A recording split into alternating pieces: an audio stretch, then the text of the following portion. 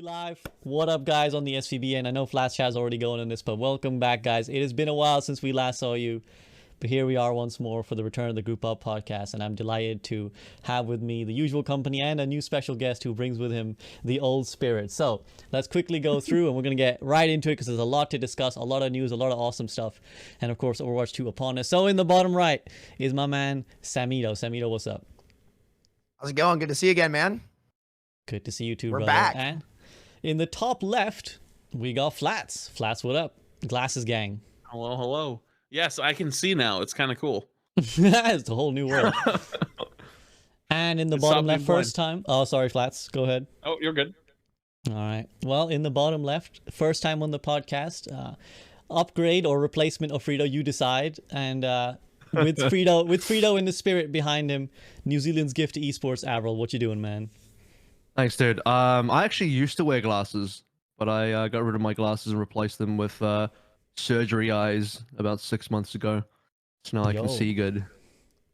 You're like So, living in the thank Overwatch you. world where it's just Thank like they you. just make their body better rather than wear Yeah. glasses. This is how I prep for Overwatch 2. The game's doing its job of trying to make the game more readable. I'm doing my job of trying to read better too. And with that combined, with our powers combined, I can see the game well. Yo, casting's about to pop off. All right, guys, we're here. We've been on this podcast for how long have we been doing this, guys? Like a year, just us as a squad. I've been doing this for a long time, but over a year. It's been 2, dude. It's been 2 years. 2 been at years. least 2 years. Oh my god. 2 years, and I didn't think this day was gonna come, but here we are. 5 minutes for me. Tuesday, Overwatch 2 finally drops. Now there's a lot of controversial stuff to discuss for us, so we'll get right into it. But just as a quick touching point to see where everyone stands before we get into it, I want to ask you guys on a scale of 1 to 10. First, tell me how hyped you are for the launch on Tuesday, and also how generally happy or confident you are with the decisions that have been made, the decisions we're going to discuss about Overwatch 2. So I'm going to start with Sam. Sam, 1 out of 10 on both of those. Honestly, like, I'm not like super hype. The best mentality I could describe is like, you know how Kobe Bryant came up 2-0 in the finals, and he was like, "Yeah, I'm not smiling. Like the job's not done yet." Like we're on a really great path, and I'm happy, really happy to have Overwatch like back playable. But we kind of talked about this before the show a little bit, where I said, I feel like everyone's like expecting this to be the finish line, but really this is just the starting line. So I'm so happy. Like we're out of the tunnel.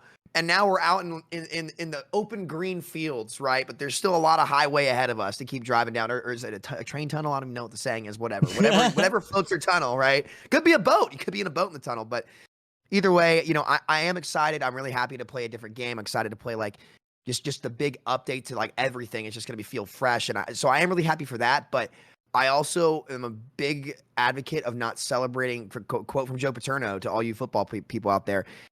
Don't celebrate what's expected of you, right? And so I'm excited and I'm happy, but I also want to keep the bar set up here so that we can keep moving and not just have a good release, but like, it's long term, right? You heard John Spector talk about this a lot. We have a lot to do. It's not it's a different model. It's not hey, you bought this game, here's everything at once. It's no, hey, slow, steady. It's a marathon, not a sprint. So I'm going to treat it like the marathon that it is and be very happy with things that come, but also, weather my expectations and go little by little to make sure that it goes well.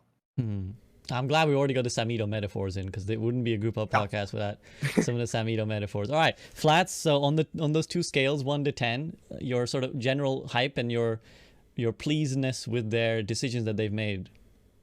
Yeah, let's just finish the bingo card. Brig, and one time I went on a trip somewhere. Okay, so So I mean, Sam nailed it though. This is actually kind of taken from things that we've heard, and I heard this even being thrown around when we went to the summit. Was this isn't the finish line; it's the starting line, and I think it's a great mentality to have. I would say on a realistic scale of 1 to 10, I'm about an 8 right now. I was at about a 7 a few days ago. It's now gone up to an 8 in the last few days, so now we've been able to start showing off like some of our Overwatch 2 gameplay and seeing the community's reaction. And I just want to point out really fast, the funniest part of all was like about a week or 2 ago, we were all fighting with each other. And now it's us versus the gaming community. It's just like an all-out war. We're all on the same team. But point is, though, I think I'm probably going to keep getting more excited over the next few days. I've started to see more and more like advertisements and people talking about Overwatch 2. I think that's when you see like people genuinely caring, and then like that day before, I think that's when it's going to hit a 10, and when everyone's like, I can't wait, and everyone's already pre-downloading and talking about pre-downloading, and it's like everyone's going to be talking about it on Twitter because nobody reads. Everyone's just kind of dumb. They'll be like, "Oh, it's midnight. Why is the game not out yet?" What? And it's like everyone's gonna have to tell them, "No, it launches at 3:00 EST." But the point is, though, it's like people will be talking because they're gonna be like, "I can't play Overwatch anymore. My Overwatch 1 doesn't work." So like that's gonna be the pinnacle moment of like we're all anyone can talk about. We're living rent free in everyone's heads, and that'll be the 10 out of 10 moment for me at least. Absolutely. Well, what do they say? It's like the best way to up your domestic policy is just to like have a foreign invasion. So that's what's happened here. We just kind of shields up because there's some people outside talking shit about us. We talk shit, but no one else outside can talk shit. And AVRL, what about yourself? I'm sorry if I cut you off there. I'm at like no, I was about to just say it anyway. Like I'm probably around a high 8, heading towards a 9. I will refrain from going to 10 just yet, just because I still want to just see what launch day looks like. I'm maybe a little bit curious about if we're going to get a very smooth launch. I know this was a very aggressive timeline for launch for the Overwatch team. They wanted to launch literally as soon as possible, and for them, October 4th is like the as soon as possible. Like, I don't think they could have launched a single day earlier. Like, there's so much going on behind the scenes to get it all done.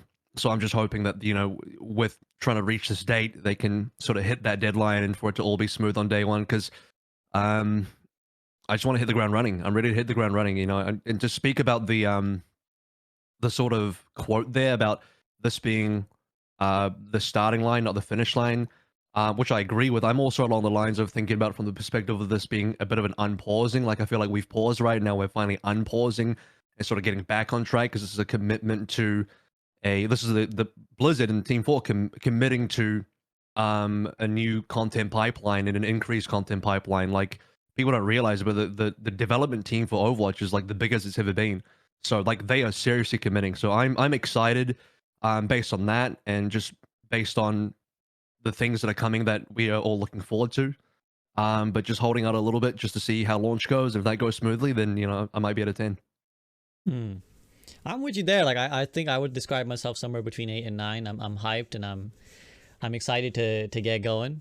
But there is some doubt. There is some naysaying. There is some people out there who are not too happy with what they've heard. And I think one of the prime sources of that is what I'd like to get right into discussing, guys.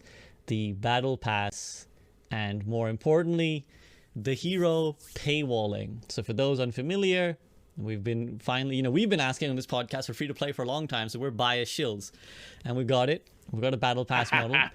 But as part of that, we also have the news that wasn't received all too well, that some heroes, the new heroes, will either be available in the Battle Pass or a grind in the free Battle Pass with around level 55 currently is what has been set. Now, this doesn't apply to Kiriko. If you own Overwatch 1, you will get her regardless. But a lot of people have been very upset that this is a bad precedent, that this is a money-grabbing move. So I'm going to start with, I think the most skeptical of us of the formula is Sam. So I want to start with the skeptical first. Sam, hero paywall, Battle Pass, $10. What do you make of it? So it's kind of like, it's very weird, because it's one of those situations where nothing's perfect, right? In the ideal situation for me, I don't really care what game it is. Like, I see a lot of people be like, oh, well, Valorant and all these other games are the same, which is true. Warzone does it. I tend to look more internally at ATVI because, they're probably going to take them. Like, Warzone's been doing this for a while. I have a couple concerns, but also, like, that's kind of what has to happen if you go free to play. So the question is, like, this is a bargain, like kind of a, oh my goodness, I'm already doing it. It's kind of like a package deal. Okay. It's a package deal. You can't get one without the other, because there's not a price tag on the game at the front. You have to monetize well what's inside. Right. And I don't like heroes being behind specifically a play wall. It's a play wall, most importantly. I mean, you will be able to buy immediate access, right? Because you can jump tiers in the Battle Pass by purchasing it, right? I think it's necessary, though. Like, I'm willing to take I thought it was a just step back on XP. that one. Was it XP? Could you not? I don't think you can skip levels. I think you get a 20% XP boost And I did No, not I hear think anything about I skipping think levels. there is, if I'm not mistaken, there is a version where you can buy where you start at like level 30 or something. Yeah, I dude, that's think. what they do in Okay, Warzone. So okay. my guess is they do the same thing. Like for example, in Warzone, like when Right. season 4 came out, they had a new SMG called the Marco. It was pretty broken. And it had like insane movement speed, everything. You got it at tier 20, which I was surprised at level 55. Like if anything, you might need to bring that closer, right? Because I think what was so appealing about Overwatch, like the heroes are the game, right? Like compared to Warzone, like the guns are important, yes, but there's like so many on the ground you can get, et cetera, et cetera. But the heroes in Overwatch, that's the game. Like like you can't run around as a ghost, not yet. Maybe there's some new hero coming out eventually that's a literal ghost. Who knows what's going to come out in the Overwatch scene? But you know, it's tough. I think I'm okay with it because I've started to like let it really think about it, let it sit and say, okay, like this is kind of how this game has to make money. And if you want this game to succeed, it has to make money. It's a business. At the end of the day, it's a business and it has to make money. And there's no better way in free to play to make money than through that, especially with all the new skins that we're seeing. Dude, the freaking Genji skin, are you kidding me? I'm going to be feeding my brains out on that thing. Like, you know, like I'm ready to roll. Like, let's go, right? So I actually do think it's okay. I think people, once it comes out, it'll be much more forgiving than people think. I think there's just some general outrage on that. But once I think people realize, hey, the game's free now, we're seeing a lot more people. It's very easy to look from behind the gates of purgatory of being in Overwatch 1, I'd describe it as, and say, oh, well, they're putting this behind the wall. No, but like at the end of the day, once you actually walk out of Overwatch 1 purgatory, you know, you are going to say, hey, wait, this actually isn't that bad. Now, the real concern is like down the line is obviously by the time people get competitive, every hero should be unlocked. I think that in a competitive mode, I don't care if you haven't unlocked the heroes yet at all.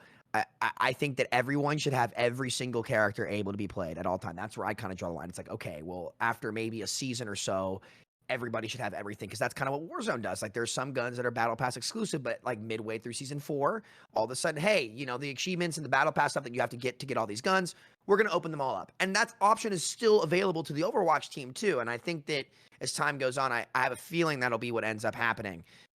Because again, it's a very great to area. interject, the counter argument might be, well, should you be playing a hero in comp if you've never played them in any other mode? I mean, I don't see the reason to really limit it. People are going to do what they're going to do. And I think the freedom of being able to pick what you want, especially in a role queue format, like if we were in open queue, I might agree with you. But since we're already kind of restricting, you know, how the game actually flows and the structure of the game, I think the freedom to pick is just so essential to make role queues still feel fresh and have like a really open cast. I'm not exactly sure where that line draws yet. That's kind of uncharted territory for all of us. So we're going to have to walk around a little bit. That's why I'm not too keen on people bashing on the dev team for it. And that's coming from me, right? You know, I've had my fair share of qualms with how things were done, but when it's uncharted territory, you have to be fair. Like, you know, we don't know yet. And I want to wait and see how it goes. My gut instinct says though, like I'd like people to be able to pick, but yeah, maybe over a time frame, but we'll see on that one. We'll see on that one. So I wanna take it to Flats next. Before I do, I want to share a little tidbit, which is that Flats and I actually went to Summit, and we were discussing this very idea explicitly before we were given any information. Flats, me, and Frito, 3 of the 4.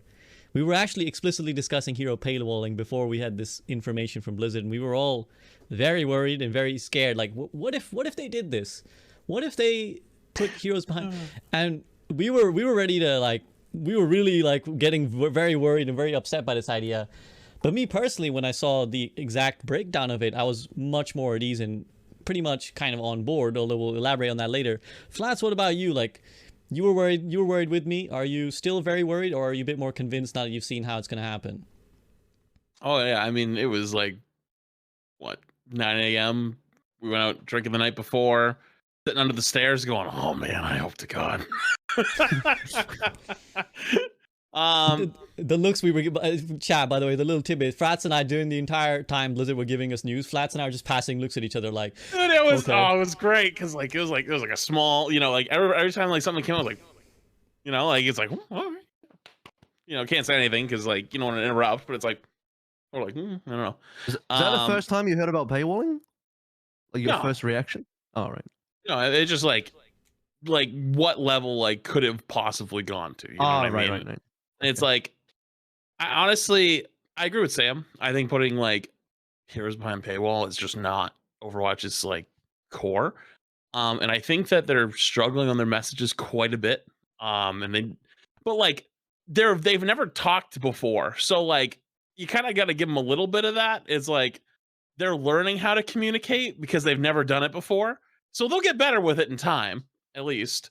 But at the moment, they don't know how. So, for example, one of the blog posts said that their philosophy is changing on how heroes will work, and how they don't want there to be like an always counter picking meta. They want every hero to have its own like niche but be good. And then they released Junker Queen and Kiriko. Uh, First off, I saw Metro's tier list this morning, which was the funniest fucking thing I've ever seen. That was the worst tier list in the history of Overwatch 2. Like, I'm sorry, Metro, but like, Metro catching strays. like, what did you like put ball in like C tier? I'm like, did you even play against a ball player like at all? But anyways, but Junker Queen was the one that was in like B tier, and I was like, you're telling me Junker Queen is B tier? Junker Queen is genuinely fucking dead. That character is not being picked at all. I think I tried to play her for a little bit. It took me about 9 games to get 1 game of footage, because that's how bad I was getting shit on. And it wasn't like I was bad at the character. I was doing negative damage. Point being, though, is they're not really good at like kind of communicating a lot of these things. And kind of like coming back to the whole paywall thing, I think that they kind of could have done a better job with like kind of emphasizing what is the Battle Pass experience. Because someone did some quick math off of like the video I released yesterday, which like, cause I showed all the daily challenges and stuff like that. And you can get off of doing all the daily challenges, you get like, if on the free version, like 75% of the Battle Pass done just on the challenges. Like if you didn't even do any match XP at all. So I'm not really sure if it's going to be like a big grind or a small grind, but they needed to incentivize somewhere the Battle Pass, because it looks like they're having a system where you're not going to be able to buy it again by using coins farmed through the Battle Pass, if that makes sense. So that was always going to be a big pushback. So they need to pack it with value. And I think their idea was putting Kiriko in for early FOMO value, and then the mythic skin, which they really should have pushed more, and talking about like how important that is as the end of the Battle Pass. Because yeah, it's not best for the competitive experience, and it's not best for the core game's values.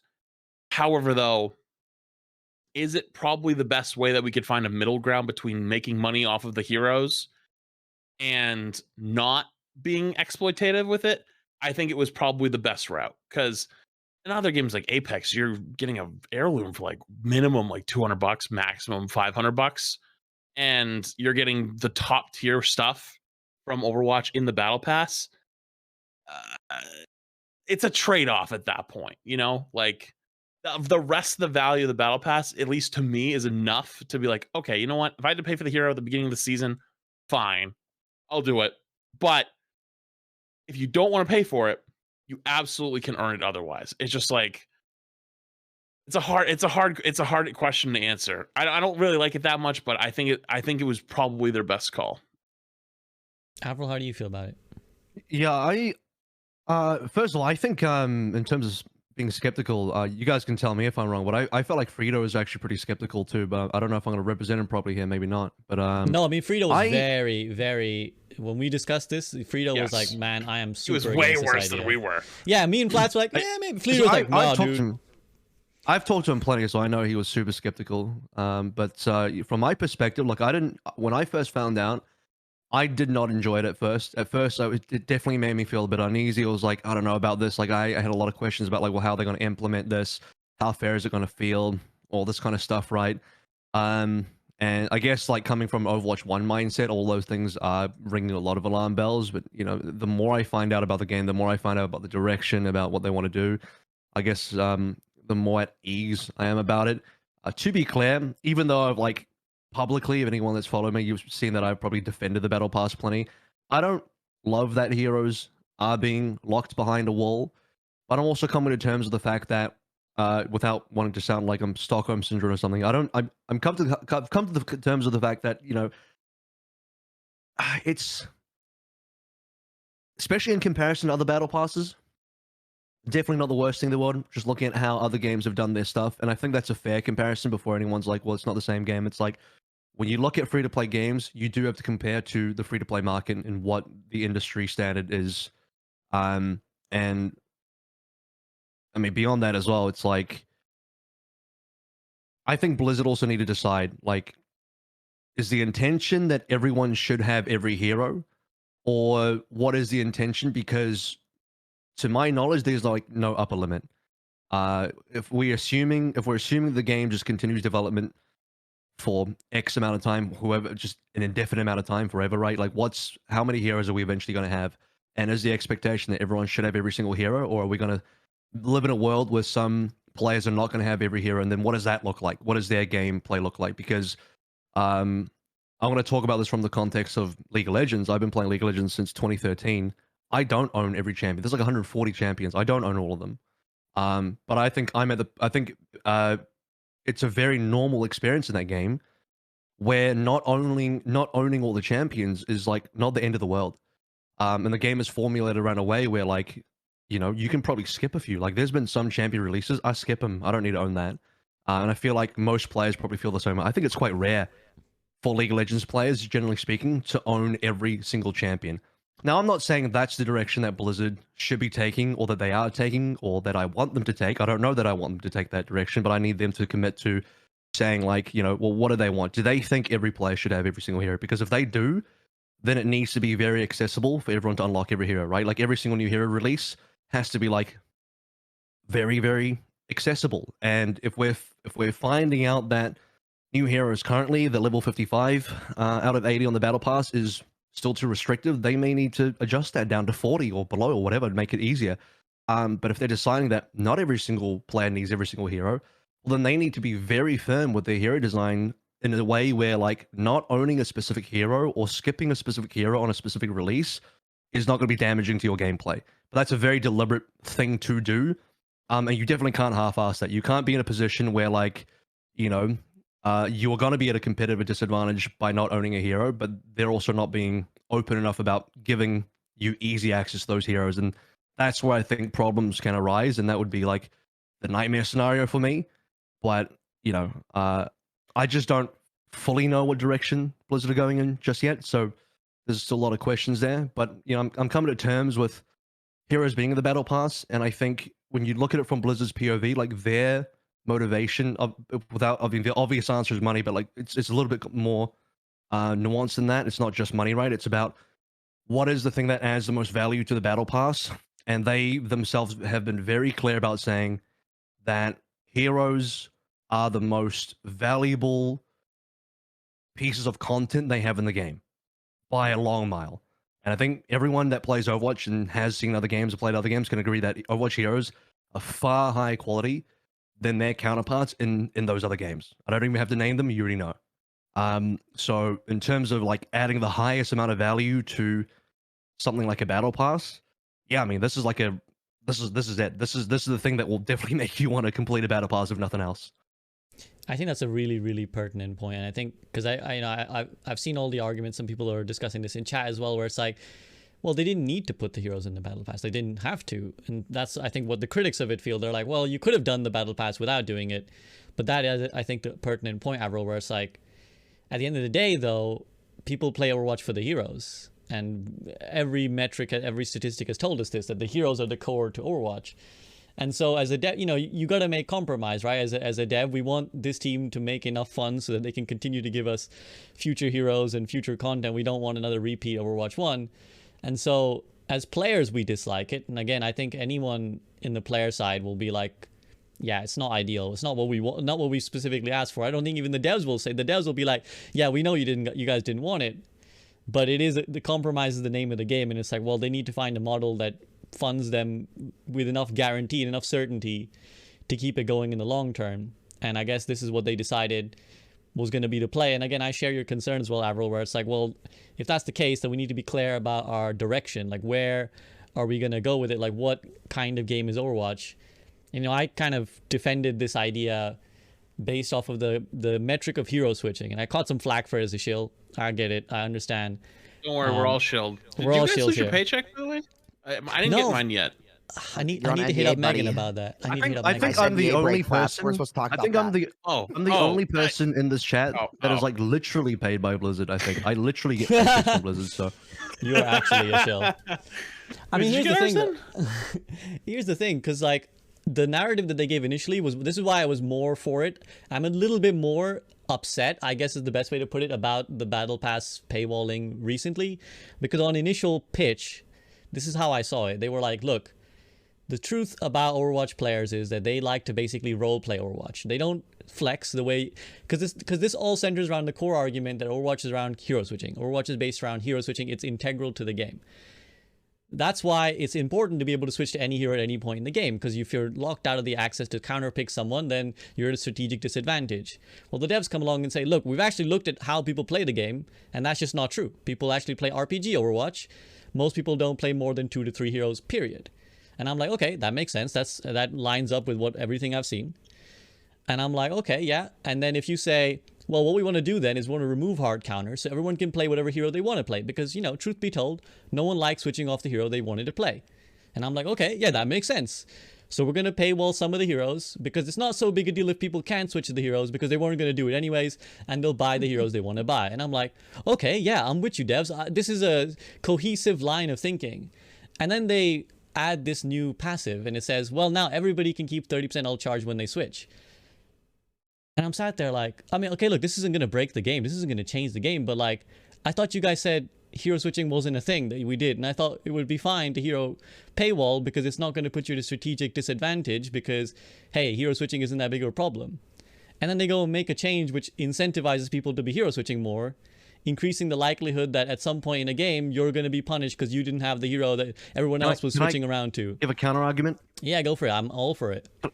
I'm going to counter argument that really quickly. I'm not necessarily saying you're wrong, but I think the other perspective to look at that in terms of the new general passive for swapping is, to me, it's not so much an incentive to swap rather than minimizing the punishment of swapping. And those two things do intersect, but I want to be clear that those two things in my book are not exactly the same, if that makes sense. Like, no, I agree with you. Right. So, because, yeah, I see it less of it being an incentive, like, oh, you should swap. And rather than like, if you are going to swap, you're not going to get as punished for it. I just think, you know, one of those is slightly higher on the, you know, priority list in terms of what it actually means for the game than the other. But I know that like the low hanging fruit for most people is obviously you see that and you're like, oh, that's an incentivization to swap. But you still are being punished for swapping.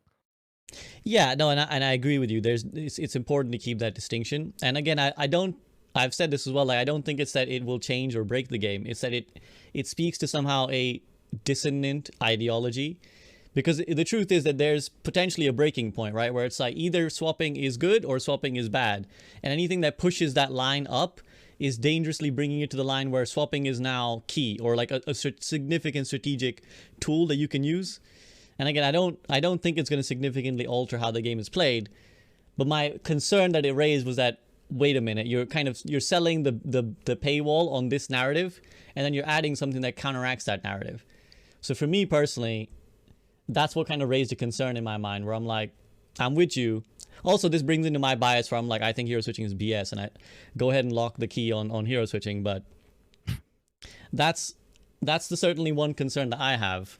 But overall, I think, speaking to the value of the Battle Pass, I think that $10, I mean, if you just do the maths, because I know you mentioned, Flats, that someone's done the maths from your stream and stuff, but like 3 heroes a year, $10 per Battle Pass pop.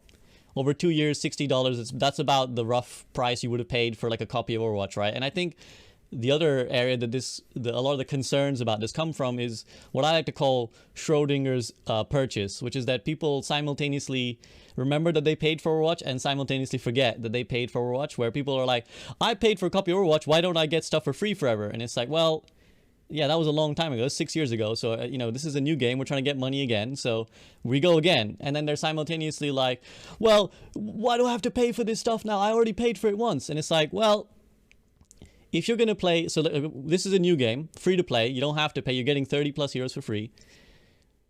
if over the course of 2 years you have to pay the equivalent of the one-time box model to get all the content, and this is ignoring that you can actually earn some of the coins by grinding some of those challenges and actually afford a battle pass every now and then. Even if all you did at the bare minimum was just buy the battle pass every time a hero released, $60 for 2 years. If after 2 years you're still playing this game and you still want to keep up with every single piece of content that's released meaningfully, I feel like it's a fair ask for the dev to say, well, how about another $10 then? How about you keep going? I guess that is the crux of the live service model, but that's also where people's, I think, apprehension comes from, because they see it as a bottomless pit of spend. And is that something you kind of understand, Flats? Like, do you agree with that sentiment or not? Oh, Avril, you were trying to... Yeah, go ahead. Flats, go. Just extremely quickly, is people that have that criticism don't understand the cost and the price of continued development. Because the idea of I pay for a box copy and I get infinite free content forever, that's a myth. That's completely false. Like, that just doesn't exist. And if it does exist, that company is losing money.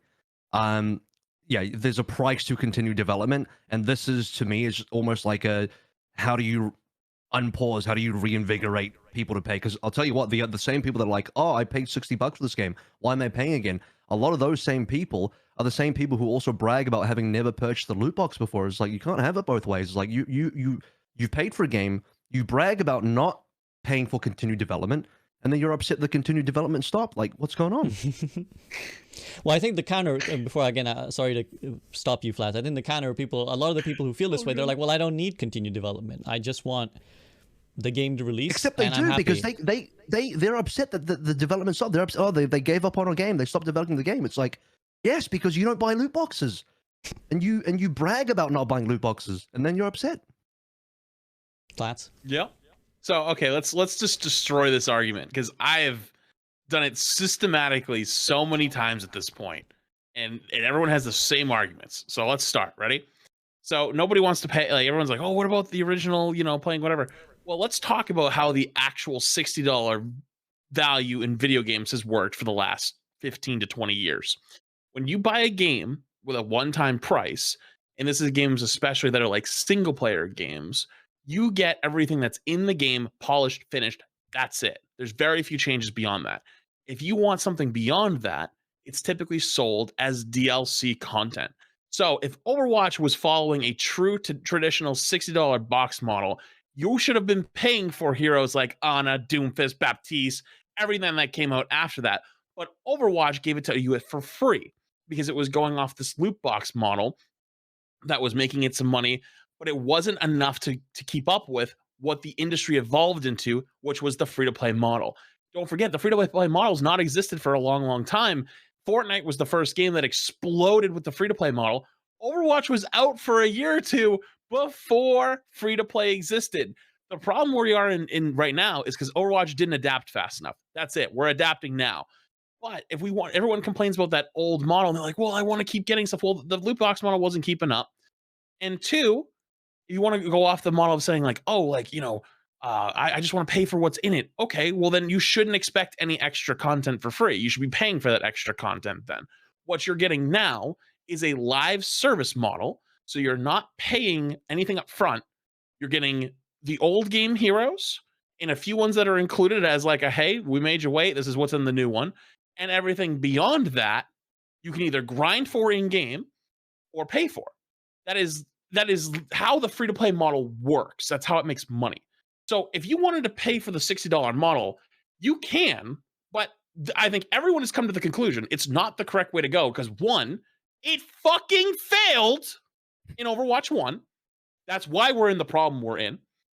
And two, it just is worse, because what you do by having a $60 paywall is, especially Americans and Europeans don't remember that $60 American USD in many other places in the world is a lot of fucking money.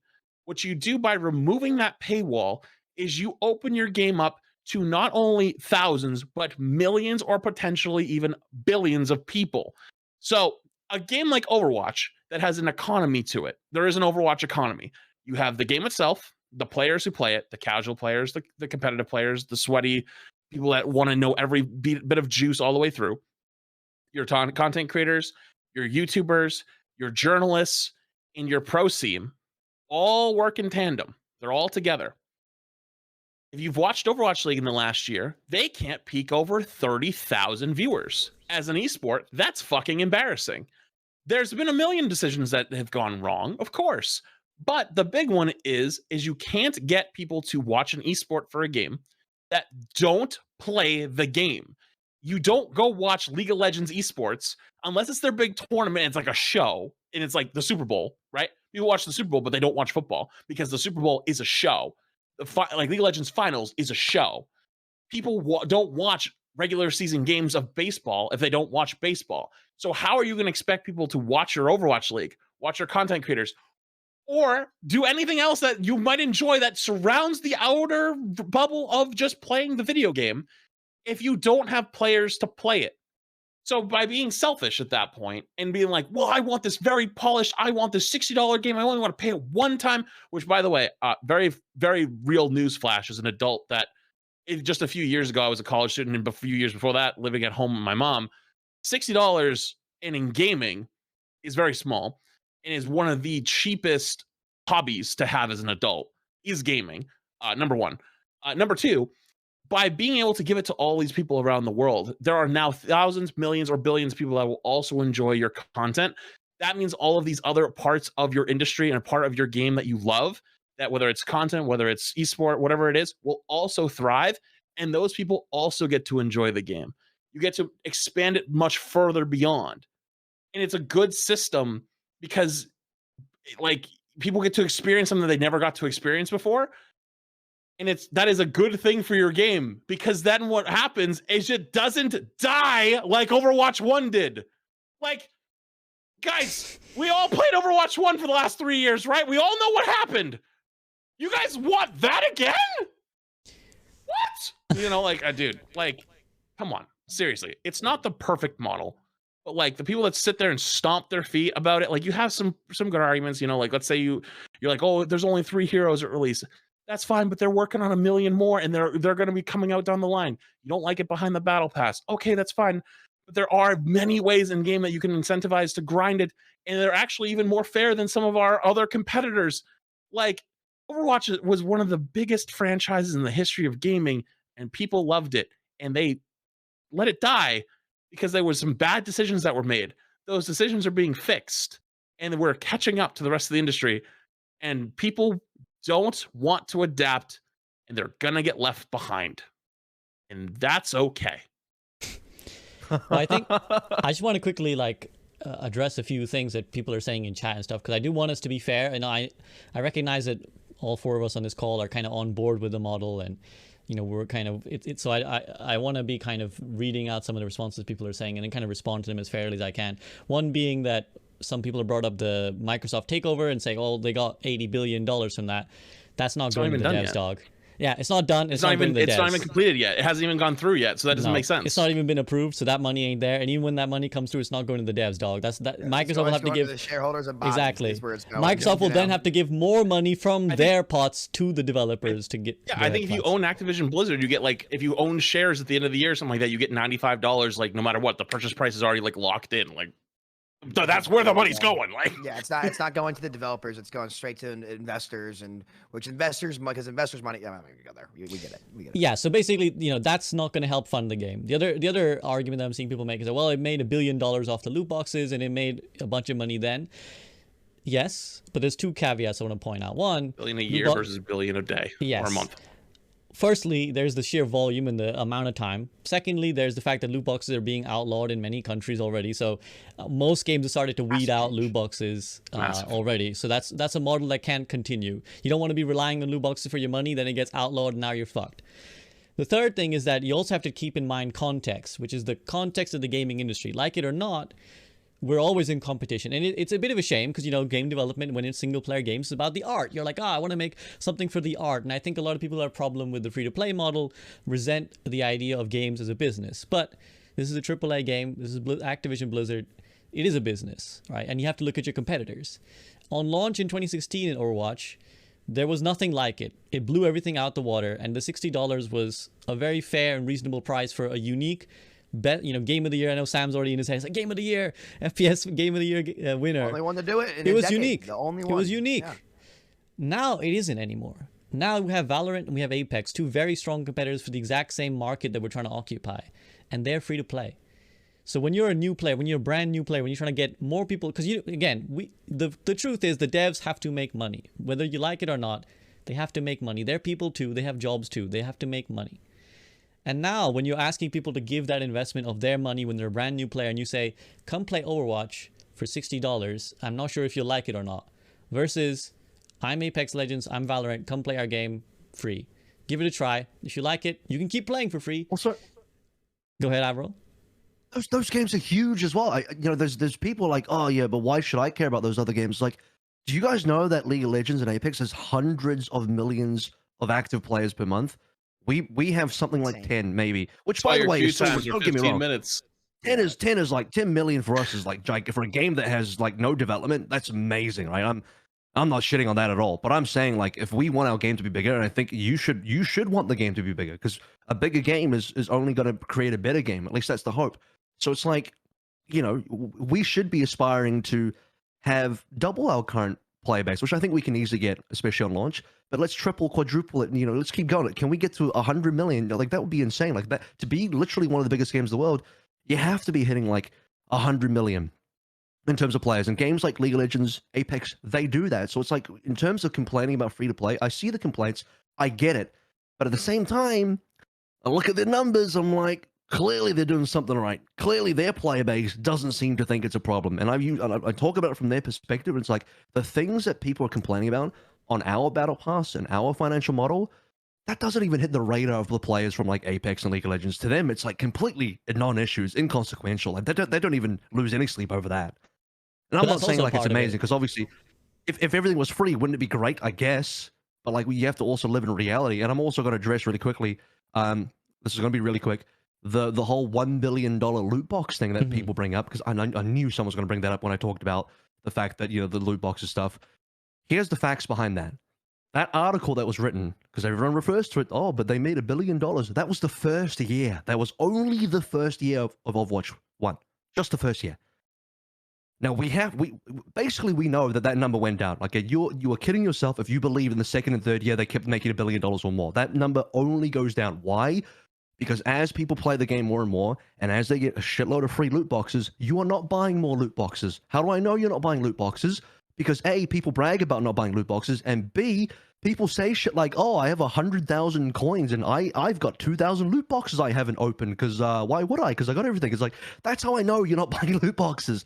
So you're kidding yourself if you believe that that Blizzard is continually making good money off those loot boxes. That's just not fucking true. They are not making good money off the loot boxes, because you know what would happen if they were?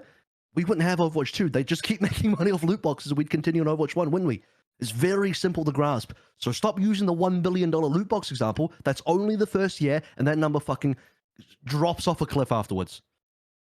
And That's I think also a year. Go ahead. Yeah. Didn't Fortnite made like 10 billion a month or something like that. They set something insane, Yeah. out of this world record. And One I month guess it was like the whole combined, like 6 years. Like, oh shit.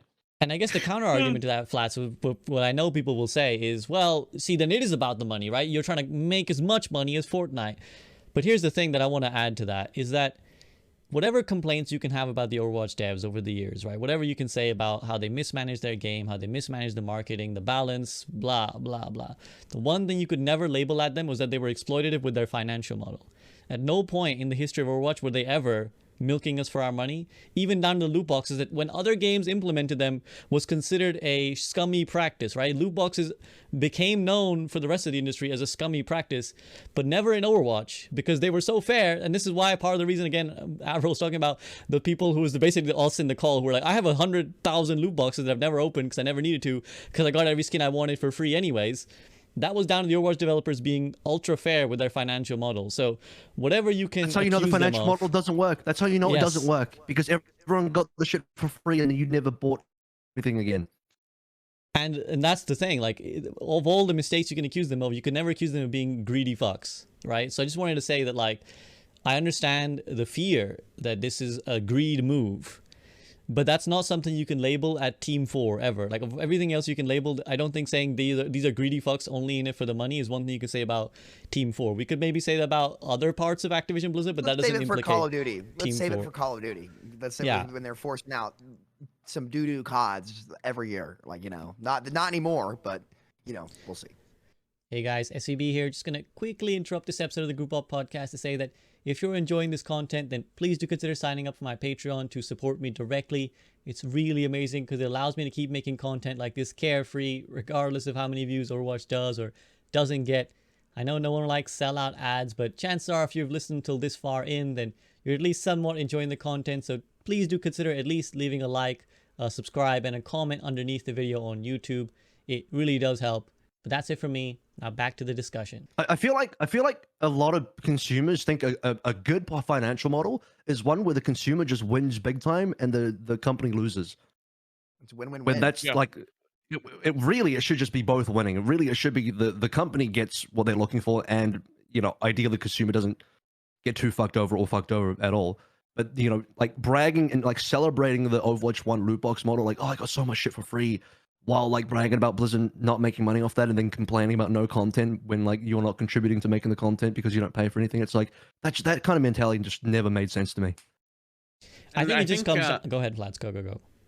The only thing I think is like the goalposts for people just move, because people say things like, you know, like, oh, it's not fair though. It's like, it's very fair. Like, look at all the other competitors around us and everybody's fine with that. Like, that is the industry standard. That is different than, yeah, we already lost that part, but like industry standard, we're actually below that on a lot of prices.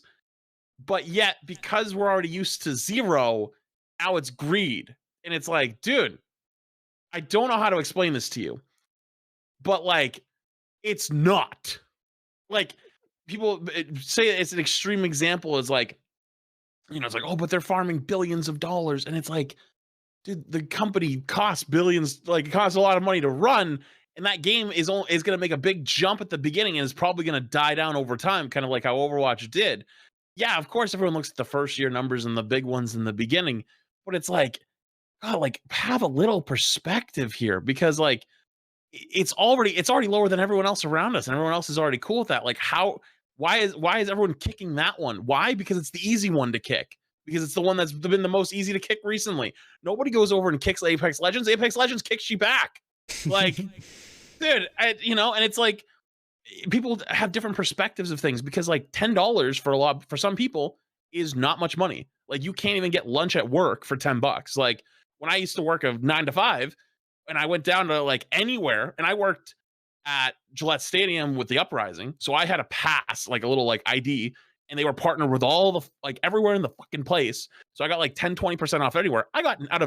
I didn't go to a single place and get just a meal and water for less than $10, because then you got a tip and all this stuff. Like, never. It's not even lunch. But for some other people, $10 is a lot of money. So it's like the goalpost keeps moving for whoever you're talking to, and they take it to the extremes every single time. It's why this conversation is impossible to kind of have, because everyone's perspective is slightly different, you know? No, it's a good point, because I think people's problems with it are different, right? So some people it's an issue of greed.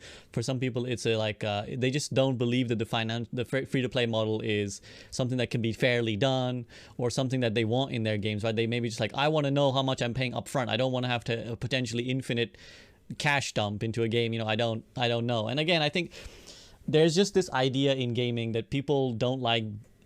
They somehow resent this like devs making money, because they think it's like an endless pit of money that they're making, as opposed to they're also just workers making something they love, and they need salary so they can continue making what they love. And yes, you're going to see big, huge numbers tossed around by Activision Blizzard, but like you said, Flats, there's a huge cost that goes into running that company. And that doesn't mean these guys are making literal billions. It just means that they're making enough to feed a dev team of hundreds of people, which again, we've like tripled the size of the dev team now, which means that we have to make triple the money to continue to sustain it. If you want your mythic skins, if you want all your, you know, new heroes, new maps, if you want all those things, it comes with a price. Sam, how do you feel about, you know, the skepticism that people have just in general about the bottomless pit that it can lead to, the sort of financial free-to-play model? Get over it. It doesn't matter how we feel. Here's reality, right? In this case, it's like, look, we have to change. Their competition's already doing it. That's where all the players are. That's where the money is. You get more like people just. The irony of it all is, you know what it is?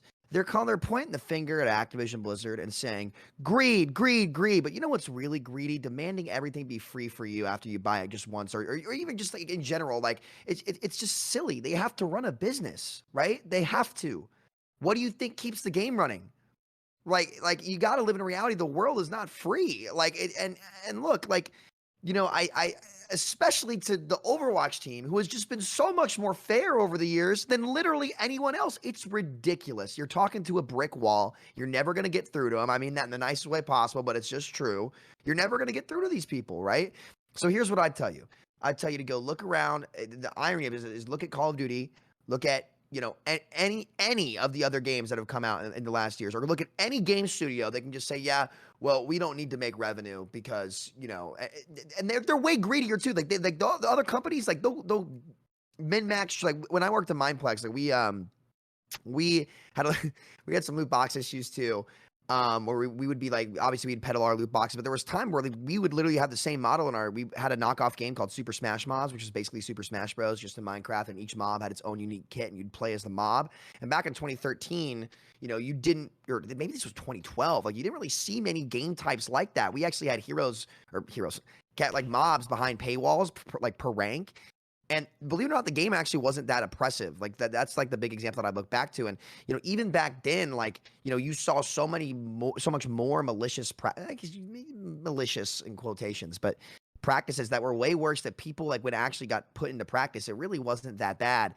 So for people trying to say that Blizzard's trying to cash grab with Overwatch, a game that was the whole package, that's consistently the whole package that's given the consumer more, even without putting its content out there the last 2 years, I just think it's an atrociously bad take for people to be upset at that. And now I get that, you know, maybe you dislike, you know, how the industry went, but that's not a problem with the Overwatch team or like Overwatch 2 or Activision Blizzard. That's a problem with the world. And I feel like people, I think it's unfair to specifically hone in on Blizzard and be like, yo, you guys did this. This is bad because of you. It's like, dude, the hand's been forced. Whether you like it or not, the hand has been forced. And this is what has to happen. I think that in order to get the game to reach to more people and actually have the world be affected in a more positive way, you got to get as many people in the door as possible. As Flats was talking about too, as you look at, like, you know, 70% of gaming revenue in 2020 was from mobile games, right? Mobile gaming is enormous in like Indonesia, in India, in South America, and the whole world. Mobile gaming dominates, not even close, dominates gaming in general. Right. So, you know, having your game be free and reach, speaking of which, I predicted Overwatch mobile something in at least, I say 2 years. 2 years we'll hear something. I really hope. Oh yeah, 100%. It'd be great for the IP. You know, it's just what has to happen for the big picture. So a lot of people like to hone in on the small picture and say, oh, well, you know, it's unfair to me. It's you know, all this, it's greedy, blah, blah, blah. But if you look at the big picture and the amount of lives that it can affect, and if you really care about this IP, you know, gaming's going to change the world. Gaming's going to bring the world together in a way it never has before. Better than music, better than theater, anything, you name it. Like the way that you can have a hands-on experience with people across the planet from you. And this is coming from a guy who half his team in contenders were EU players every year, right? Like, you know, my teammates and my coach live in Israel, right? You know, like that. Like what other activity can make that happen where we all log on at the same time and go play? Like this is the price that you have to pay. And if you really take a step back and evaluate the gains to the losses, I'm willing to take that personally. And I know not everyone is, but I just don't think you're being realistic when you look at it that way. I think you're right too. And I think the Overwatch scene, in compared to other scenes, is probably one of the most call out scenes in all of gaming. Like we call shit how it is all the time. Like when shit is bad, we call it bad. When we think something's good, we call it good. It's only been in this last year, there's all of a sudden there's been this like conflicts of interest of like everyone's like, no, there must be some other reason. It's like, what? It's always been like this. And I think that if, like, let's say they learned that like exclusive skins were like a big way to make money, right? And they start pumping out skins that are like $50 or $100 for a one-time skin. And like you can clearly tell, like, like they're kind of up to something. I think it would be I think the Overwatch community would be one of the first ones that calls it out. You know, it's like this is a little suspicious. Like you guys are trying to farm this now all of a sudden, you know. And of course, there'll be differing opinions on that, but like the community very largely shifts together on those types of issues. And I don't think that if it got more egregious, let's say they actually started being like, okay, like let's capitalize on this, like let's make these couple skins a lot more expensive because people will buy them because they're that cool. It's like, okay, well, I see what you're kind of doing there. Like, you know, you're kind of tipping on that. Like people would call it 100%. Like there's no shot they wouldn't. So why isn't the same logic being applied to people that are like, no, this is actually a pretty good system. It's pretty fair. It's like, no, you're just lying. Like you're shilling. You're just like, it's like, what? It's like, it's if I'm not on your side, I must be getting paid. If I'm on your side, then we're right. We're all good. Like we're not getting paid because I'm on your side. Like what? You know, Well, it's like it can't. At its finest. It just can't. You know, I think if it ever got like really bad, I think people would call it. But from what we've seen right now, it's fair. In comparing it to industry standards, it's actually more than fair. In other communities, especially like when the Battle Pass first launched, I saw like some Apex drama channel and fucking Twitter channel, I don't remember, but they were talking about like how good the Overwatch system is, and wishes that Apex's Battle Pass was like the Overwatch Battle Pass. And I was like, damn, wish we saw that. A rare Overwatch dub. No, I think it's I think it's a. Go ahead, Alvaro. Go ahead. I was gonna say, like, Frito literally said he'd quit Overwatch content if the financial model was not, you know, friendly enough for what his standards are. It was what a good call fair if it wasn't fair enough. That was no bullshit. He would have left. And so like I hold that to a high standard. I get annoyed by this whole like cash grab comment as well that I see sometimes. People are like, oh, you know, Overwatch 2 is just a clear cash grab. They just want you to, and this is obviously I said a lot more back in the day when people didn't even know what the model was, and they assumed you'd have to buy the whole game again. And at a surprisingly high amount of people actually still believe that for some reason. I don't know. At this point, it's like free to play has been communicated as much as it possibly can be, so I don't know how to help those people anymore.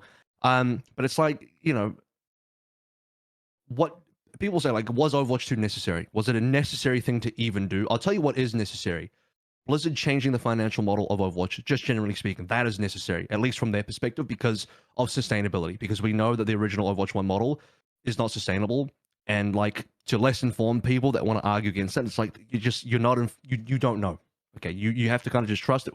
Clearly, it was not sustainable. Like unless they literally show you the books, the battle pass, the loot box stuff. Like I mean, I don't know how else to convince you. That needed to change, and this is, you know, why. How do you want them to commit to a greater amount of content release? How do you want them to commit to that? They have to have a sustainable financial model that pays for the continued development of that. I already said at the start of this podcast, I said at the beginning, the Overwatch development team is the biggest it's ever been.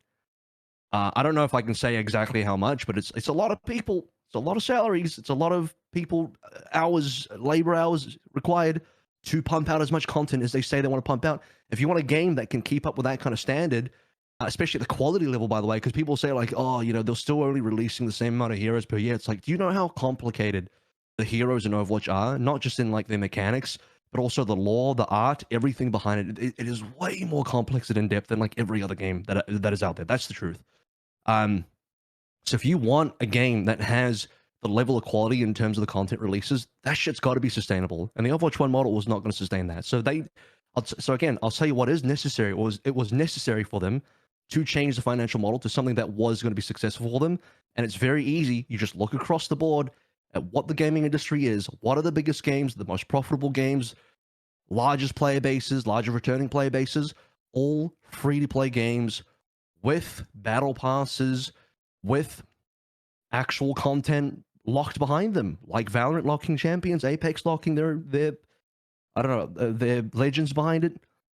That's the gaming industry. I hate to say it, but if you want Overwatch to exist in the real world gaming industry where content can be delivered at that sort of cycle, that quality, this is what needs to happen. And I want to quickly just add one last thing, because I know we've kind of droned on this for a while, and you know, probably people who are like, oh my god, these guys just keep shilling, shut the fuck up, shills. Actually, I want to quickly add on the shield thing, because Flats reminded me, was like, it's ironic that, you know, when we'd sit here, four of us, bitching about Blizzard relentlessly for 2 hours. Nobody ever called us like, oh, with ulterior motives, right? Nobody ever said that we had ulterior motives. The minute the four of us were unanimously like, this is a good idea, suddenly we're shills now. So it's interesting how, like, if our opinions just align one way, suddenly we're shills. But I just want to address one final point, which is, someone in chat said, literally, let me buy Overwatch 2 for $60. That gets me everything, and I will do that. And I think the best way I can summarize this is, what you're asking for is an infinite amount of content with a finite number of investment, right? You're asking for the game to continue to give you... We already covered this. Yeah, heroes for an infinite amount of time. Because, again, this is for the long haul, right? Unlike Overwatch 1, which this is part of the confusion, Jeff Kaplan probably didn't see the way Overwatch as we are going to get it now, right? He probably saw it the way you saw it. It's like, it's a one-time purchase. We'll give you guys the heroes for like a year or two. But after that, we're going to focus on the sequel. Like Flat said, it's going to be like a DLC content. But what you're asking for now is 5-10 years worth of heroes for a one-time price. And that's not fair to the developers, right? That's not fair to them. You might feel like this is unfair to you, but that's not fair to the developers. Because you're asking them to keep pumping this out. So if you want to keep playing this game for an infinite amount of time, you're going to have to keep investing as long as that game stays alive. And I think for some people, they just don't want that. And that's fair. You might just not want that. You might just want a game that you buy once, and that's it. And it sucks, but that's not the game it's going to be. And you might feel robbed of the game that you love. You might feel like, oh my god, why should I be ostracized from the Overwatch community? I love this game too. It sucks, but ultimately I think this is a decision that Blizzard have made to try and be best for everyone involved in this ecosystem. For them, for the pros, for the people who play it, for the content creators. It does the most for them. So unfortunately, that's just how it be. And if it alienates you, I'm sorry, it's been a good ride. Okay. It's just funny because the game itself is free, so it's just like, all right. Well, that's also... You said you get everything you actually paid for. It just transfers. You're actually not losing anything. So, like, that stuff you paid for, you still get. And all the extra shit you got for free, you still get. It's just like, it's just now funny. There's new shit. And if you want the new shit, you have to pay for it. But...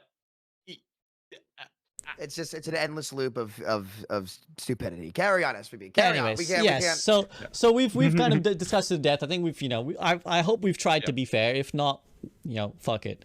So other elements of because there's a lot to go through, and I think leading on nicely will be the first time user experience FTUE that we've kind of gotten information about now. And this again I think leads to some people's fears about like, well, okay, so you're saying it's fine, it's fair for old Overwatch players, right? We get the heroes, that's fine, but what about the new players who have to earn all the heroes, and then later in the future they're gonna have to grind really hard to get all the heroes that were locked in battle passes, etc., etc.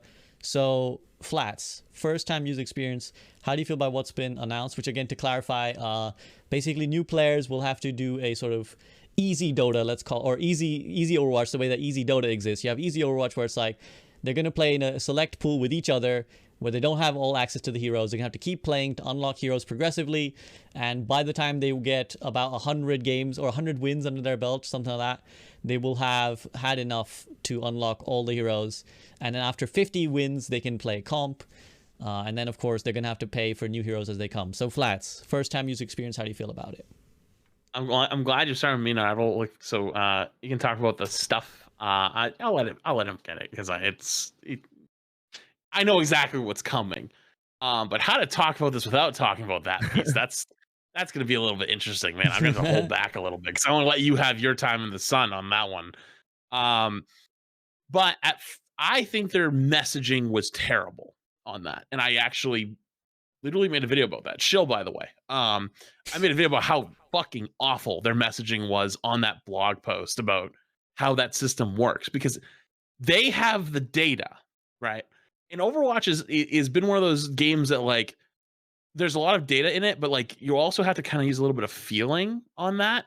And it's like, I feel like this was a classic Blizzard move where they just were like, we have the data for this. This is what we're going to do. But they didn't use the player feeling side there to explain it a little bit better, because the way it comes off, which is what I said it was going to come off as, and it did, was that either players are going to be dumb and didn't read the whole thing and they think they're going to lose their heroes, or B, people are going to be real big confused because the way the system works is that if you make an account on October 4th or beyond, it puts you in the new user experience, and you start with like, I don't know, like 10, 13 something heroes. And then you have to win games and like progress to get the rest of the cast. up until I think it's like up until like the original cast or something like that.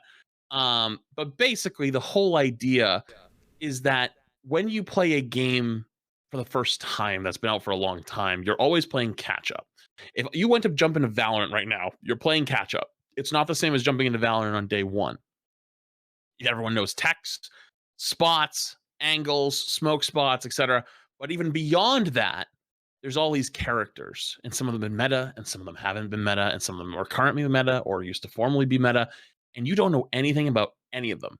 And then you look at a game like League or Dota that have hundreds of characters. There is no shot you're going to learn what all those ones do. It's like the same people that like want to learn like, oh, how do I get good at Overwatch? And you don't know what like uh what's a good example? They don't know that Anna's nade is called Biotic Grenade. Like they don't know what it's called. They're just like, I don't know. I throw the healing thing, and it's like, it's like you need a few more hours to actually be knowledgeable. So their idea is that they start you small, and then work your way up, and so it's less overwhelming to the new player. But it turns off if you stack with friends, because the idea is your friends will teach you how to play the game instead of you actually having to play solo. So it only happens if you solo queue, not with a new player. And so that way that's worded is so weird. And then it's not like really that clear on like new players only. Like if you're a returning player, you're fine. Like it says it in there, but like it needed to be driven home first. So you have all these journalists and all this stuff writing these clickbait titles because people don't want to read into it. But it only applies to new players. If you're having this conversation right now, you're probably not a new player. This does not pertain to you. It doesn't affect you. It's not for you. It's not something you'll ever see. Please let it go. Now, on the other end, though, is it actually good? I don't know. I mean, I didn't get a chance to test it. I don't know what it's like. I would assume it's probably decent. Obviously not having everything unlocked at the start, as an older player, it's like, oh, I want to have everything. But it's like the idea of options, and it's like having too many options is actually like a bad thing. And a lot of like, especially top tier restaurants do this. Any fine dining, like really top tier place you go to will only have a 1-page short menu. And you'll be like, well, I'm going to like a 5-star restaurant. Why do you only have like 10 items? It's because they make those 10 items and they are the best at those 10 items. And it keeps it small and select. And like, you're like, oh, okay, like if I like maybe this one, let's do that. Instead of like, you go to Cheesecake Factory and there's like 10 pages of shit, it's like, oh, I don't know what I want. It's just like putting in a better perspective. But the point being is if you are a current Overwatch player, this literally doesn't apply to you. So let it fucking go. Like, please. So I wanna wind up and let my man AVRL go on this because I know he's gonna. Wait, what am I talking about again? Everyone's saying I'm gearing up for something. No, it's okay. It's okay. I'll set you up. I'll set you up. Don't worry. Right. But I just want to quickly chime in and add that as someone who's been like, I've been in a break for Overwatch for like over a month now, and as someone who's been trying a lot of other games in that time, I tried League of Legends, for example. Just to add to what Flat's saying, it was very overwhelming when you get in there, because it's not just like there's this hero screen with 150 heroes. It's about like when let's say you pick a hero, you pick 2-3 heroes that you really like because you're like, I like the look of this hero, I'm going to play this hero. It's also about the experience of when you're in the game, and not just knowing what your character does, but knowing what you have to outplay is a real problem, right? Because you may know what your character does, but there's a new guy on screen now and he's throwing shit flying at me. I don't know what these colors are that he's throwing at me. I don't know what he can do when he gets close. I don't know if he wants to be close, if he wants to be far away. And now he's wearing a new skin. I don't even recognize. I think I recognize that character, but I don't recognize the fucking skin he's wearing because he's got the mythic thing that makes him look completely different. So I think what Flats alluded as well, the paradox of choice, right? Like having too much choice can actually be bad and can kind of incapacitate you. And having too many heroes, I think the problem with this is people have tied the first time user experience to the hero paywalling, and they see it as the same thing. I think the first time user experience should and could have been done regardless of, even if they had given you every hero for free, it would have been a good idea to let everyone ease in by having a limited number of heroes, because we've criticized the tutorial Overwatch for a long time, myself included. I've made entire dedicated videos of how bad the tutorial is, because you literally play Soldier 76 for like 15 seconds, you run around for a bit, and then they're like, all right, go play Overwatch, as if learning how to drop, you know, like shoot people in Soldier 76 has any bearing on like the objectives, doesn't tell you what the objectives are, doesn't tell you what Winston does, doesn't tell you what Zenyatta, none of that is explained. So actually having a simplified version, yeah. So actually having a simplified version, I think, regardless of whether the heroes were paywalled or not, would have been a good decision. Now, we might argue on the manifestation of how fair that is. Now, that's a different topic, right? Doing it is a good idea. How fair it is a different topic. And on this discourse, there's been a lot of information and misinformation spread on the public, in the public domain. Maybe some of you haven't seen it because you're not perpetually online losers like us. And on twitter.com and on famous journalistic websites, there's been a lot of, oh, well, I tried the first time user experience, it was dog shit, or Overwatch is charging you for everything, and which is not helped with the confused messaging that Flats is talking about. But AVRL, I think you have some thoughts on what has been spread recently on the, you know, this topic. Just really quickly as well, to continue on as I can ramp up to it, it's fine. Yeah, so the first time user experience as well is like, is meant to be 50 quick play wins to unlock ranked, and 100 games played roughly to unlock all the base heroes. It's been confirmed now across various articles, etc., that you will get access to 13 heroes as a first-time user base, just straight away, and then you have to unlock 20 of the other heroes across the 100 games.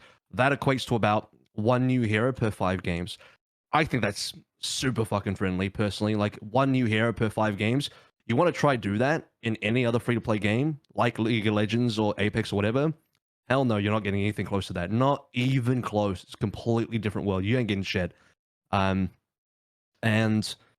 yeah, it's honestly pretty quick. Like, depending on how quickly you play, how many games you play through. Like, I don't know. It's like it's under 20 hours. It's like 12 to 14 or 16 hours, something like that, as an estimate, to get all the heroes. And now this is the part where, you know, in terms of what everyone else was kind of alluding to, the annoyance in sort of the internet on Twitter and everywhere else over the past couple of days is,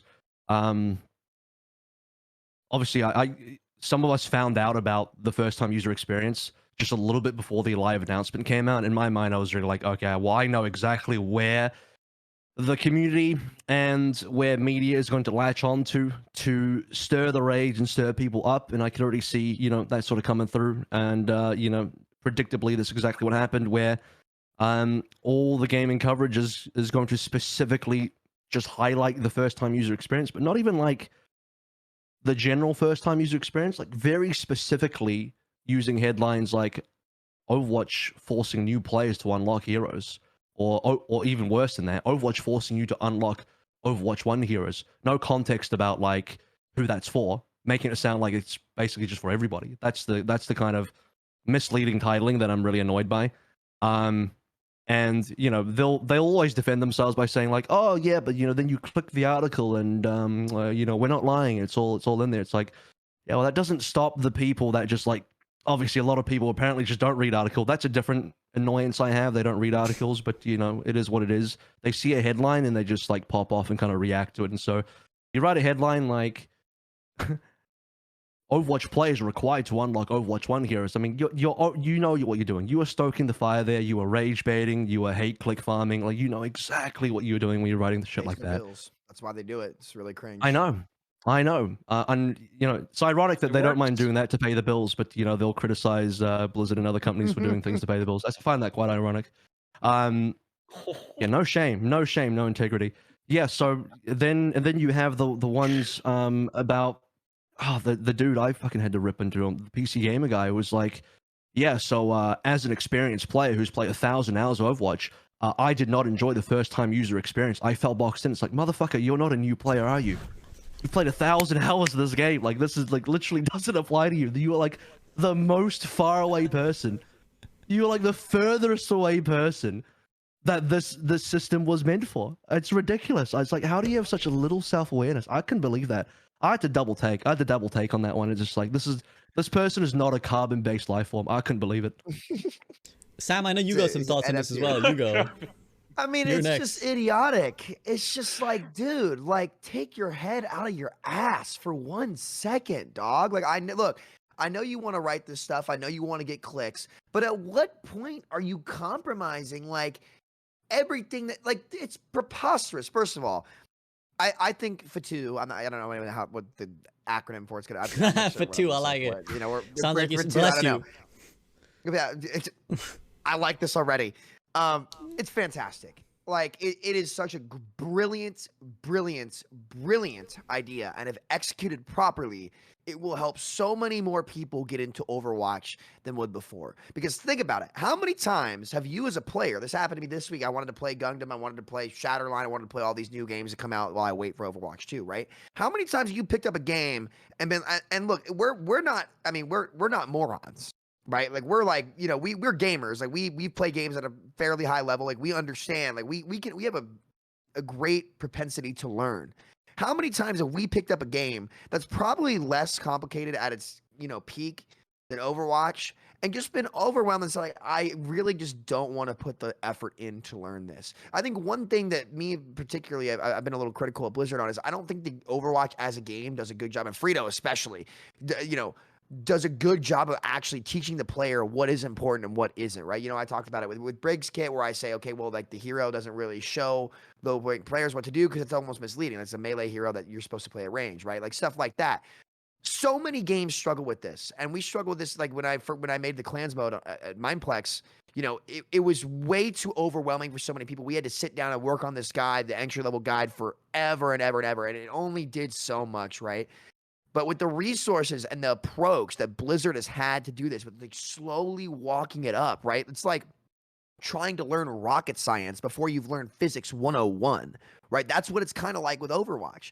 And instead, Blizzard's given you the slow and steady courses to learn the game and break it down and make it much easier for new players, right? That is such a great, like, I have a ton of IRL friends who, you know, we're like a bunch of Johnny's buddies who like were big into Fortnite, who were big into League, and they said, hey man, like I want to learn Overwatch, but it just looks like too much, man. Like I can't, like I played a bit of Moira, I played a bit of like Ana. I just couldn't do it. It was just too much at once. And the fact that they're dividing this information is just so good because it lowers the barrier of entry to Overwatch with going free to play. That's a dangerous model in all the right ways because that's a perfect storm. It's a perfect storm. I love it. I think it's fantastic. And I kind of like the media misrepresenting Overwatch a little bit because what it's done is one, it's brought the community together a lot. Like we kind of talked about this, you know, we've like been like, you know, arguing with each other about, well, is scoreboard good? Is scoreboard bad? You get in the nitty gritty of anything that we've been debating. And then there's all these just frankly moron writers who claim to be journalists, blatantly misrepresenting what either they're not smart enough to figure it out, which hilarious, by the way, or they don't care. And I kind of like it because people are going to be talking about this. And this is the kind of stuff that Overwatch has needed. We need to be in conversations. We need to be competitive again, right? And any emotion is better than the no emotion we've seen over the last 2 years, right? Or maybe even longer than that of people kind of giving up. So you know what? Bring the name up in the conversation. I like that. I like the heat. Bring the heat because we can hit back now. We're going to compete. We have the model to compete. And so if you want to sleep on it and you want to talk your shit, that's fine. But we're in the conversation again. So I'll tell you what, we'll see what happens when we're the first company or the game company, I guess, to have a real integration to the game.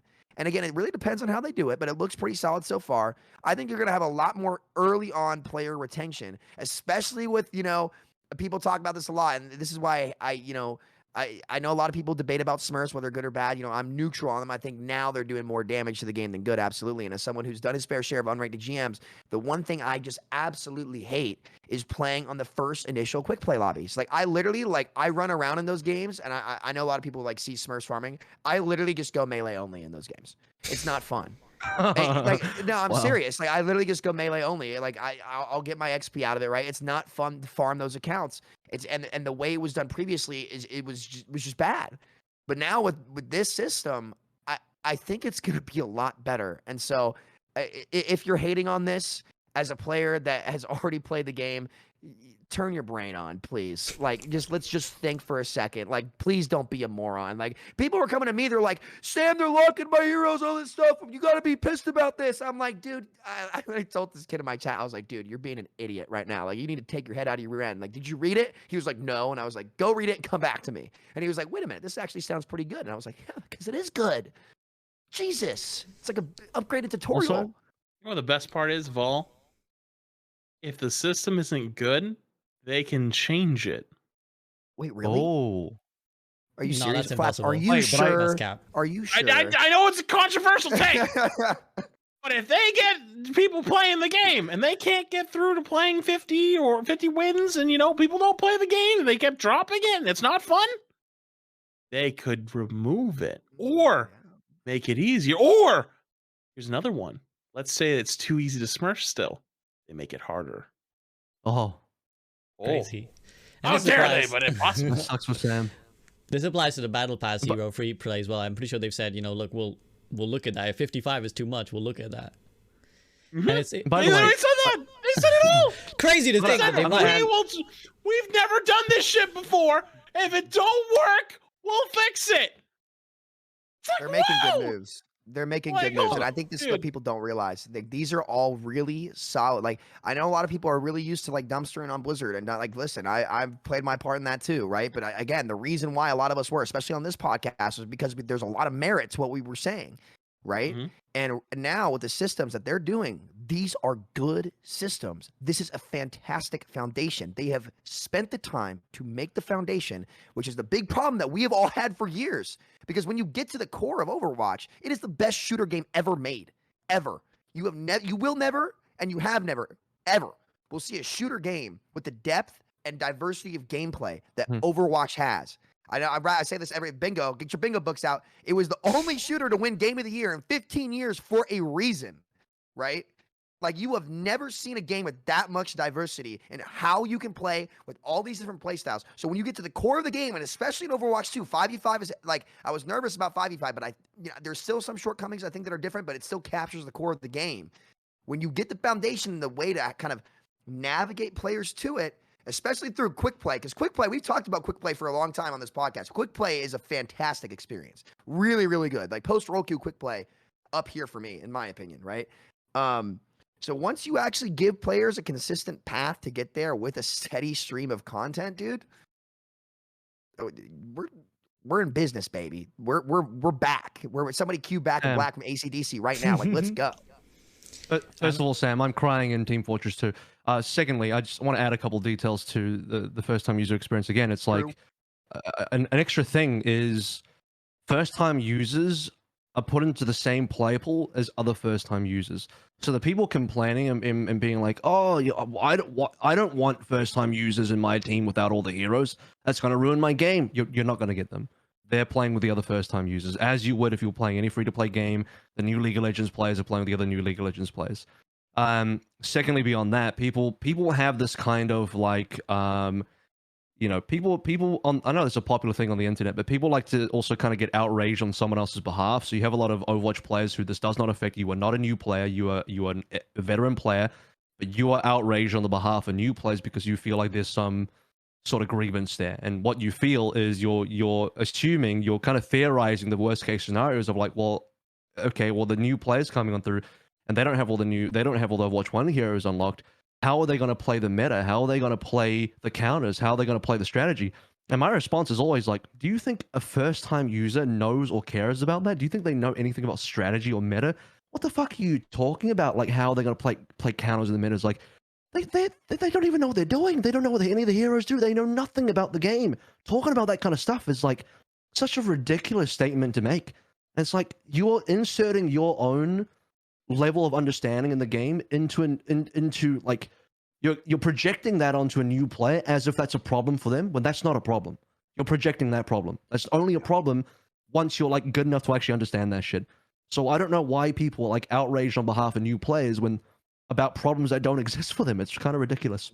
They can't compartmentalize their perspective from other people. And that is such a when you're trying to be objective and looking at things like that, like it's really important to be able to do that. And it's hard to do, to be fair, right? But that's why we have our peers to hold us accountable in that regard and just say, hey, like, let's take a step back together and like really like reevaluate what we're saying here. And that's why, you know, I think all of us were able to do that. We've had dozens of conversations, and at least in text chat, going over ideas and figuring things out. So I think you couldn't have said it better though. Like absolutely right. Absolutely right. But sorry about the TF2. TF2 also was pretty good. I have to tip the hat to TF2. A little TF2 mention there too.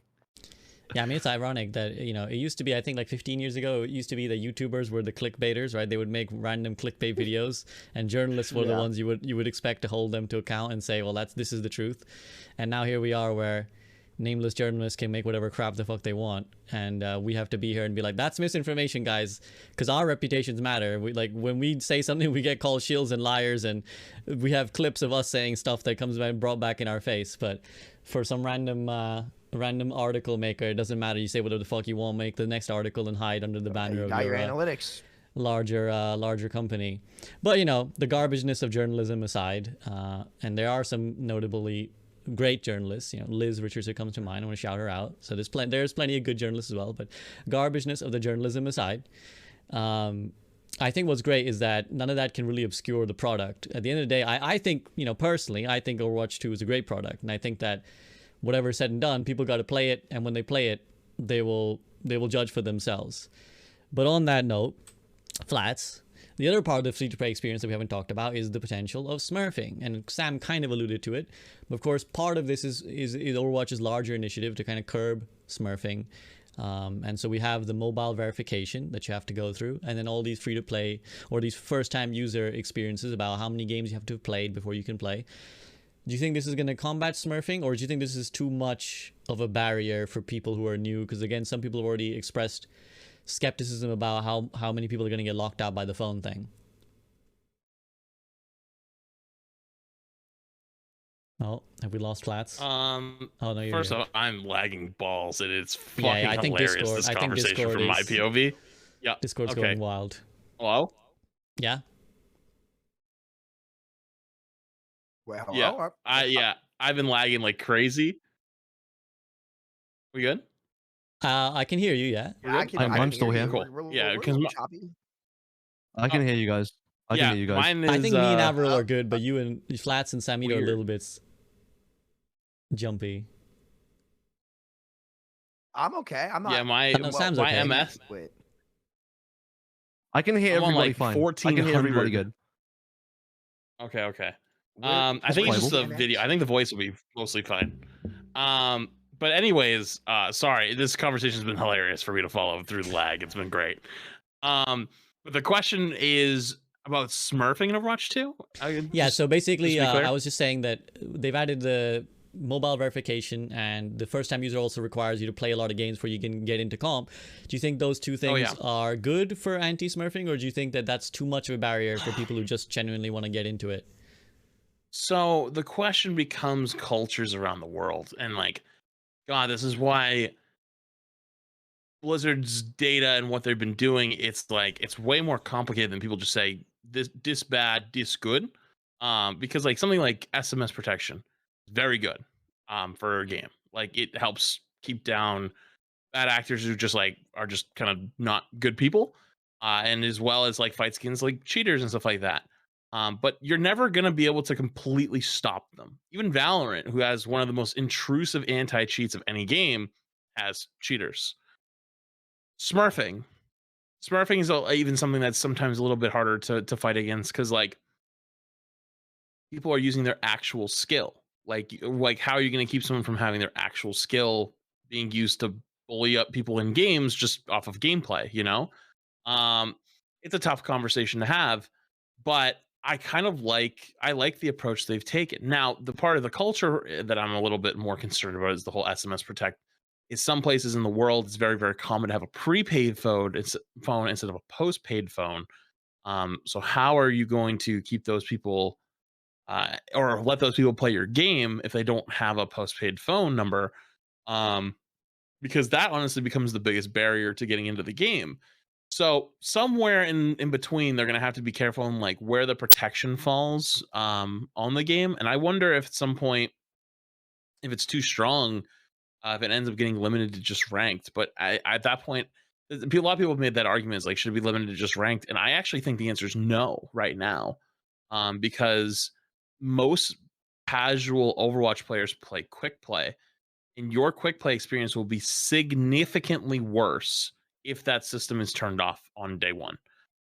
You can look at Warzone as a great example. Warzone, you couldn't even queue the game for a while. I actually have a lot of friends that used to play Warzone. They don't even touch the game anymore because they used to play during that big cheater era. That's kind of like died down since then because they've revamped their anti-cheat, but they lost a lot of their player base and they did not go back after it was fixed.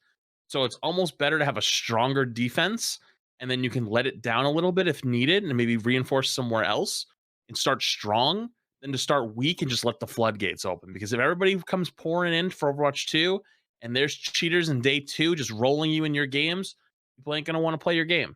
So you got it's a balancing act. It's a tough one to really talk about. And maybe that barrier of entry is like that 50 games, but it happened all the time in Overwatch 1. For those who don't know about Overwatch 1, it was a very big problem with account selling, not even for boosting, but just account selling. People would just literally, and especially like college age or high school age, like kids that like needed to make some extra money could just play quick play and just farm up 6 accounts, like, and literally like there was like AIs, there was actual bots that people could use in game to farm accounts to level 25. Yeah, in 6 stacks, so you get the bonus. And so your quick play games were not as fun because you'd be ruined because you're playing against one person with a bunch of bots. And on top of that, too, like sometimes the bots were cheating or something like that. Like they were just trying to get this account to 25 because then they could profit it. Because like you could sell the account for extra money because people don't want to grind to level 25. Not even a cheating problem. That is literally just an account selling problem. That is a problem. Why is that a problem? Well, you kind of lose the accountability a little bit in that process because someone's circumventing it by paying an extra $10 or an extra $20. Because to a high schooler or like whoever might have been doing it, 10 or 20 bucks is a lot of money. But to someone who's older, 10, 20 bucks ain't a lot of money. That's a lot of time saved. You don't want to go through the annoyance. You just do whatever. You get another account, you hop into ranked, and let's say that person who was farming it is like gold. For those who don't know, there's a quick play MMR system. So if I played quick play and I took it serious the entire time, I would probably place, even if I didn't do like that great in my placements, I'd probably place in somewhere in diamond, like low to mid diamond. I think the upper limit is like 3,300 somewhere now. And then you have a very fast changer, like it'll like slide your SR up faster if you win or lose games. But if you've played on someone else's, like they could start you with silver, and you just start pub stomping all the way through silver until you get to GM. And then on top of that too, you don't like you're on an account you really don't give a shit about, and that's where the smurfing end comes in because one, they're stomping your games, and two, there's not the accountability factor. They're a lot less likely to be saying fucked up shit, be toxic, because they're on a smurf. Who cares? Especially in the higher elos when that's people's like whole personality is you don't want to become known as that guy because people don't want to be around you. So people hide on smurf accounts to type and say all that dog shit. And that will spill into quick play if that barrier isn't strong. So I feel really bad for those people that maybe have prepaid phones, and I don't have an answer for you. I'm not that smart. I don't know the technical aspect of that. I hope there's a way we can circumvent it for you. But it's a tough question to answer. So I don't have a strong opinion on what they should do, but I do like the SMS protection. I think it's going to be great for the game, and it keeps people accountable and keeps people honest. Can I add something to the? You go first. Actually, you go first. You want? Okay. I'll just add something to the SMS protect, specifically the prepaid stuff, because I think that is one of my major concerns. Because I see the perspective that you put out there, Flats, in terms of talking about smurfing, and I think the more the game does to combat smurfing, obviously the better the gameplay experience for the majority of people. My concern about the whole SMS protect thing in regards to only the prepaid part is I do think that specific area is a concern. Overall, I think SMS protect is a good thing, but there's a lot of people on prepay, and a lot of people in different parts of the world that are on prepay, right? And you're going to be effectively locking out a lot of people from being able to play the game, including people that have been long-time players of the game that even support Overwatch 2, that want to play Overwatch 2. And the issue that comes out is how many people are going to get a phone plan just to play Overwatch 2? Because now it's like, well, now it's not a free experience for me because I have to pay for a phone plan or whatever. I have to do something extra. I have to like commit to some subscription. Or I have to commit to something I might not want to just have a chance to play Overwatch 2. And I think that is a little bit dangerous. That is a little bit maybe pushing the envelope a bit far. And my personal where I stand on it, my perspective on that is I would like to see as many people play as possible that don't have barriers to entry, as few barriers to entry as possible. Although I think generally linking a phone is correct, so just a phone is good. I don't know if it'd be worth loosening up SMS Protect restrictions to allow more people in. Like, obviously that probably allows some more Smurfs in, but you know, from my perspective, maybe that's an okay price to pay to allow, generally speaking, a lot more people to play the game, because a lot of people are on prepaid, and I don't think it would be fair to expect them to change their phone plan just to play Overwatch, right? So I think on that part, I would like to see the game loosen up restrictions and allow prepaid players in, because as far as Smurfs go, well, they still have to pay something. They still have to go past some hurdles as far as SMS Protect goes. But to me, it would do more good than harm by allowing more people in. Although, like, you know, maybe I haven't experienced as much negativity in the Smurfing side as others, so maybe I'm a little bit more lenient towards it. I just want to see more people play the game, really. Yeah, Sam, you wanted to add before I add myself. Yeah, a couple things. One, I actually think Flats that the quick play MMR affecting comp placements is a myth, and I've done my fair share of unranked GMs. I'm not sure though. We might have to ask Blizzard, because every time, no matter how well you perform in quick play, your first match is against like a mid gold average, like the straight up media. And then how you perform in that, if you do well, it'll jump you up to like a plat game. If you do worse, it'll jump you down to a silver game. So we might have to check with Blizzard on that. But like, as far as I knew, I wasn't sure if that was true or not. So we'll have to ask Blizzard. I want to talk about why Smurfing became a big problem in Overwatch, right? In Overwatch 1, rather, because I'm a big advocate on Smurfing is neutral, and it depends on what the person does with it, right? Like, if I have an account to play with my friends, like, that are diamond, I don't really think that's a bad thing, right? I'm not going to be sweating down there. I just want to play with my buddies, because gaming is about playing with your friends. The real reason why Smurfing became a huge problem in Overwatch 1, and I used to be neutral on it, but it definitely became an issue, is when the game first came out, you had a massive influx of authentic users, like of actual unique users playing on their main account, trying to win, doing what they want, right? But because as time went on, we saw that dip go down because of the non-live service business model. We started to lose a lot more of those unique users, and more people wanted to buy alt accounts because that was how they made money. So they couldn't do anything to stop the sales of accounts, because that's literally how the game made most of its money, aside from maybe loot boxes, right? So as time goes on, you see less unique users and more alt. So the ratio of like actual Smurfs that you see going against actual unique people got drastically lopsided towards the Smurfs.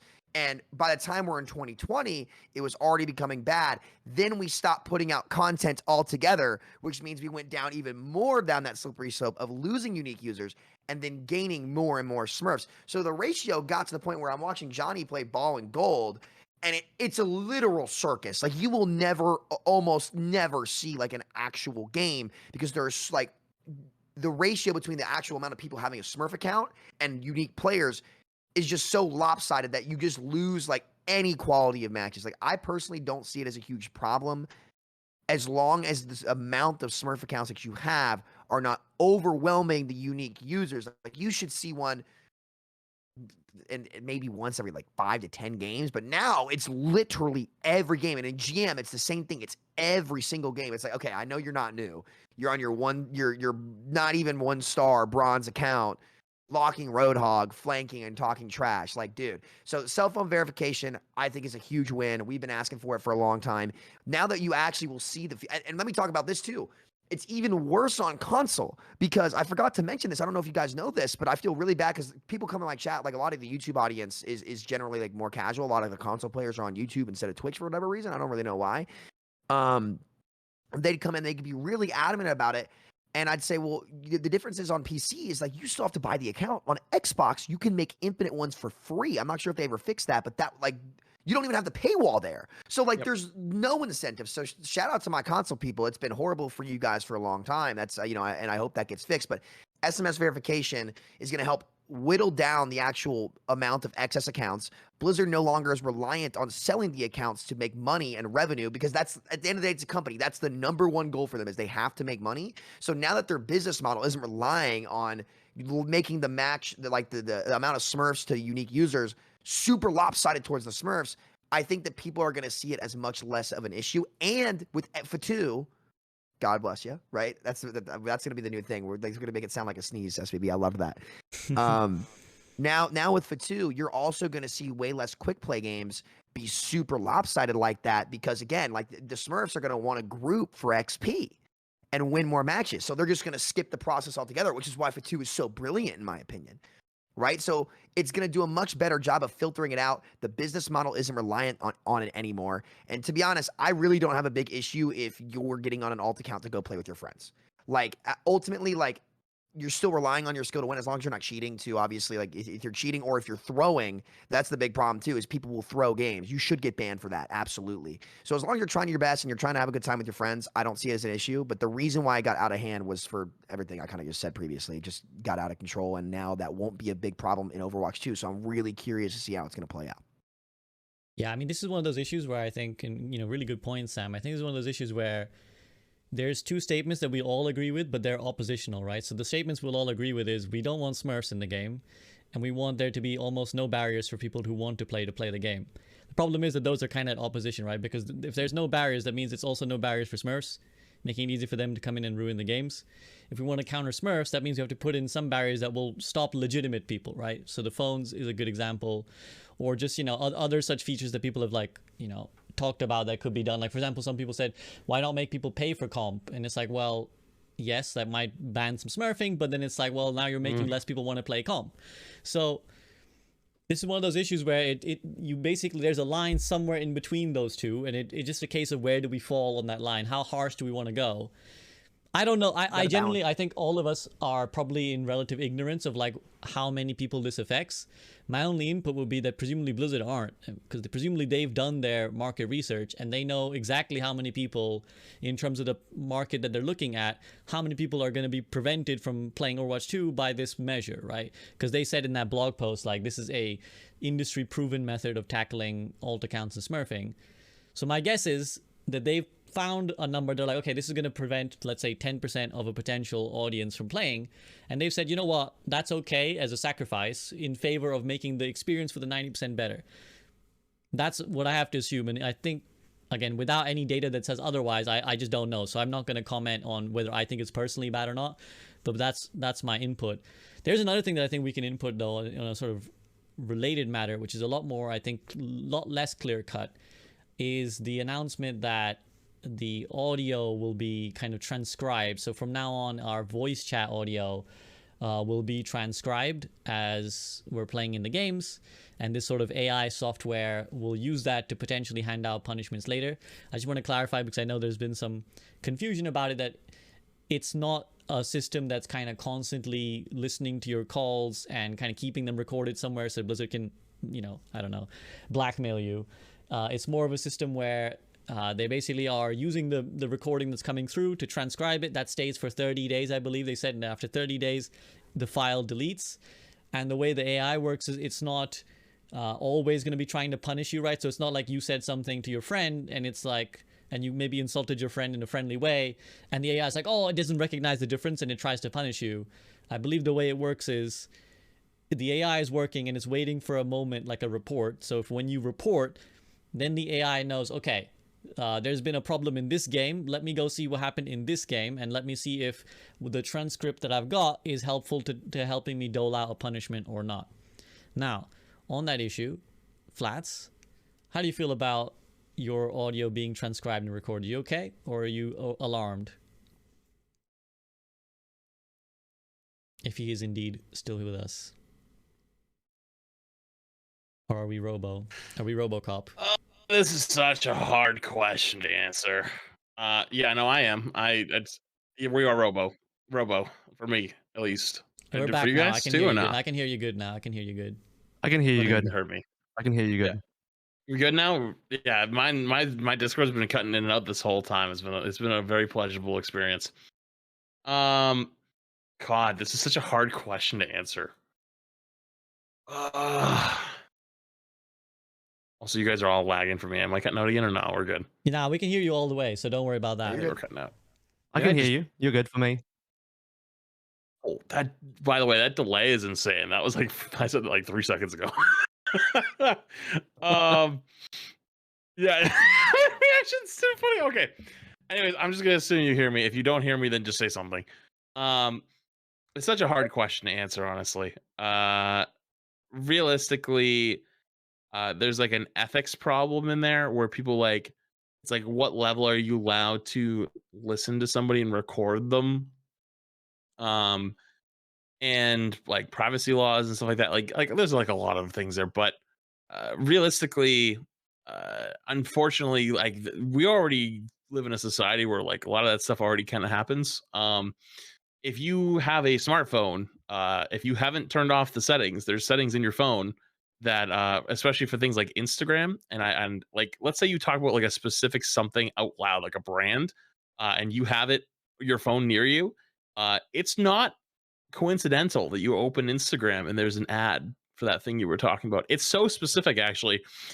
One time I was talking about snackable cheese, and I talked about a specific brand of snackable cheese, and I opened my Instagram and I got an ad for snackable cheese, the same brand. I was like, wow, that's amazing. So that's not actually like something that's not out of this world in our current day and age. I know people don't like to think about it, but it's true. So I guess you should weigh the pros and the cons. What's the pros and cons of this happening? Well, the pros is, and this is especially prevalent in Overwatch, through the casual players to the competitive players and top tier and streamers as well, is it's annoying as shit to see people that just troll your games all the time, say really aberrant shit, never get banned. And I've been very adamant about that.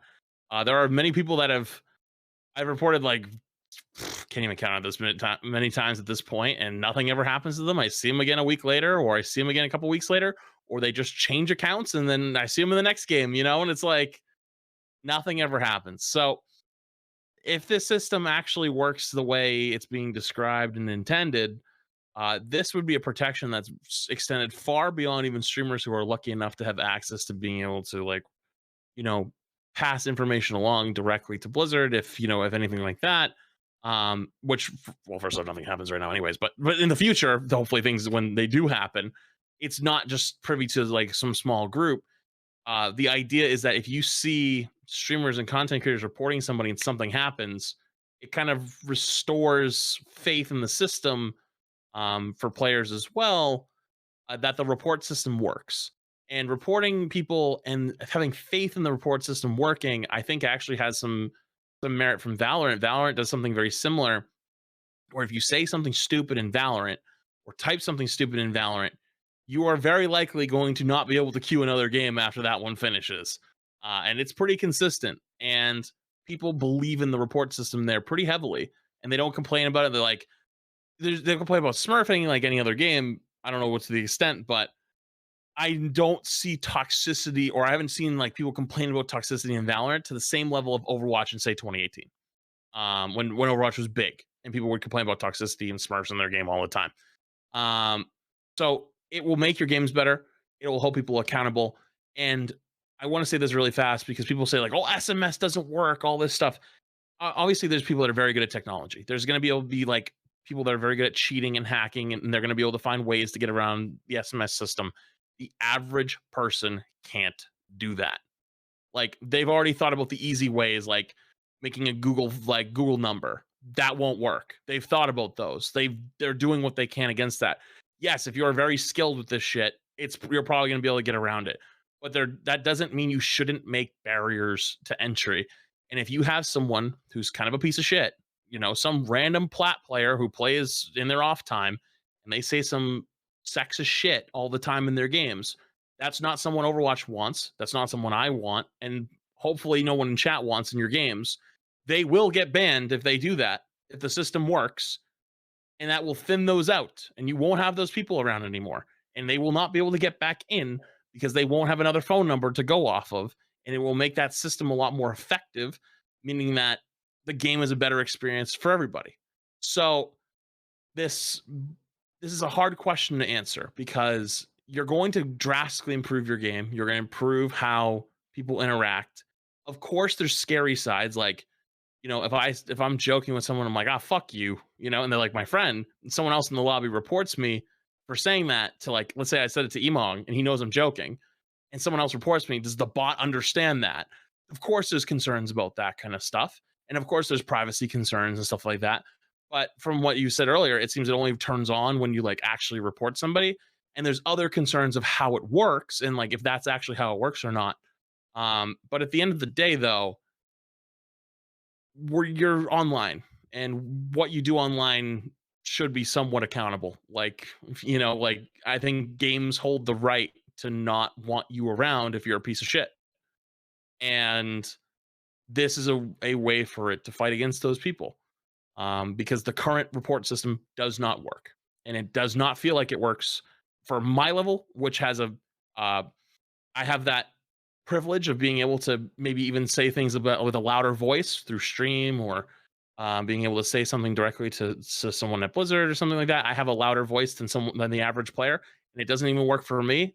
There's no fucking way some person who's playing in plat believes that the system works either. So hopefully it restores faith in the system, makes people feel better about the game, maybe makes people think twice before they say something stupid, and then makes a better experience for those other players. And it will not only improve our experience and like people that are actually online all the time, but the average player. And that's why I kind of don't mind it. I actually think it's good. Mm. And I know there's some ethics on that, but I don't have anything to really hide there.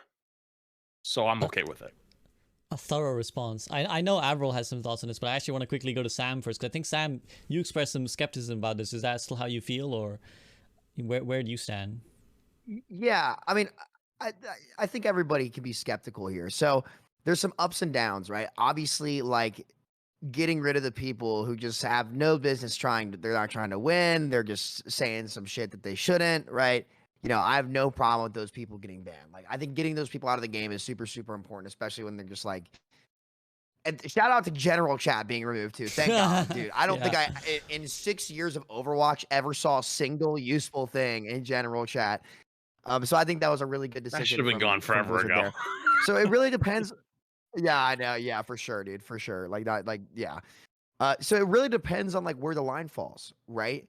You know, so some of the concerns that I have, one, how is it going to look for an average like person out there? Be like, oh wait, like my conversations are recorded, like because that's how it's going to come off, regardless of how it actually is done. You know, how are people going to respond to that? I think generally people probably don't want that, but who knows, right? Number two is what is define toxicity, because it's subjective a lot of the time, right? I mean, aside from that, huge outliers of people being sexist, racist in chat, like those guys, absolutely. But like, where does the ball actually fall on the court? Because I mean, last week, Quake got banned for typing your dog shit in chat. I'm a big advocate of pickup basketball rules, we'll call it common sense, right? Like, if it's okay in a pickup basketball court, it should be okay in game, right? But again, that's my subjective view, and I also understand that different people have different views about what's okay and what's not. They're signing on for different experiences based on what they personally want. And this is why I'm a little skeptical, because it's a really, really slippery slope, right? Because I could say, for example, like, would I get banned for this if say I have an Ana in my back line that's feeding, right? And she's dead every fight because she's frontlining. And I go in voice and I say, yo, like, you're feeding, like, can you back off? Like, can you do this? Like, this is ridiculous. And then there's pushback. And then we have a kind of, you know, a competitive, heated exchange, which, like, I'm personally okay with. Like, I don't take those personally. Like, I've been in the scrim environment a long time. Like, you know, we learned the first thing to do is to drop your pride and, like, have that discussion, because that's how you grow, right? But what if it doesn't end well and one of us gets reported? Like, should we get banned for that heated argument? Like, if I'm saying, hey, no, that's a really bad play. Like, you're bad for that. Like, don't do that, right? Is that going to get me banned? Like, 'cause again, we don't know yet. But based on like what happened with Quake last week, I'm definitely concerned about it, right? Because I don't think that should warrant an account ban. Like, it's banter. Like, what is banter and what is toxicity? And again, when you get into subjective subjects like this, it's really, really hard to draw a fair line that will also give the gameplay experience the justice that it needs. Because if we go too far and it's starting to get in the way of being objective, where's the line? And the problem is, I shouldn't even say a line because it wouldn't be a line. It's like a squiggly, could go in a certain. What is that Squiggle IO game where you could be going all over the place depending on what subject matter you're talking about, right? So, it's almost impossible to navigate. So that's why I'm skeptical. But for the extremes, it's obviously a good thing, right? But how much of the actual game? Because I was talking to my buddies and they were like, "Yeah, like I'm just not even going to join voice chat." And to me, that's an L for the game. If you have so many people saying, I'm not even going to join voice because, I want to be objective about the game and say if like my buddies are like the head coach that's coaching at UK, because I'm only doing it part-time because I have to stream this semester, right? So it's going to be too much for like me to do all that at once. So I'm trying to help out the team on the side, just be a player coach this year or this semester until next semester. But he was like, yeah, I'm a Rhine player. Like I need my Lucio, right? Like what if my support is just not listening? Like I'm going to argue with him a ton. But what if that gets me banned, right? And so he's like, I'm just not going to join voice. So how many people are we going to lose? Because if it's too strict, which could then hurt the gameplay experience. Like how much, again, like we don't know. So it really just depends on where the line's drawn. And I'm not going to sit here and say, oh, I know everything I know about the line. This is a bad idea. No, like we're not going to know until we actually get there. And it's going to be a lot of trial and error as to what actually ends up happening. But it's definitely a concern of mine because Blizzard does tend to be very strict and borders for me personally where I would consider something competitive, like in the quote unquote pick up basketball, like common ground sense where you're, at the neighborhood playing 21 tips, dumpstering your buddies, right? Like I'm talking trash. I'm calling them bad. That's how I do it. That's how I was raised. Right. And I could be wrong for that 100%, but I really just don't know. And there's no way for me to. So I guess it really depends on a subjective view. I mean, if we start banning people saying dog shit, that's a specifically anti-Samito measure in my book. That's specifically I've had to change target. my vocabulary so many times. I'll think of something creative. Don't worry. You'll find. Don't worry. I That's know not you'll like- find a it's- way. Well, it's No, a no, I fine line, get. and No, I get what you're saying. I get. I What want you're to make saying. sure I don't cross it, right? I know it's like, some people like it, some people don't, and that's cool. But at the same time, I also want to make sure that I'm doing the right thing first and foremost. And, I made my mistakes. I'm going to continue to. I'm human. But, I also want to make sure that it's not going too far. So it's a learning experience, really, for sure. Canine poop. You canine poop kid. I prefer feces, actually. It's more Yeah. scientific. Tech- so- yeah, absolutely. Let flex on them in multiple ways. Avril, I know you have thoughts on this. I know you have thoughts on this as well. I'll keep it brief. I think everyone else has kind of said the main trunk of it, so I'll keep it brief, which is to say that my position is I'm in a bit of a wait and see kind of camp where I definitely see Samito's concerns there. And I think Sam's concerns are definitely quite valid. So I just want to see what level Blizzard are going to take it at. Like, what is their threshold? What kind of punishment? What is the severity of the punishments, etc. And also like how they're handling, all the voice stuff with the speech to text as well, because that's a very important distinction people have to remember is that I think we've already talked about this, but you need to have already been reported for this thing to like actually engage, and your voice is not going to be heard by another human being. Your voice is automatically transcribed via AI into text, and that text is then reviewed.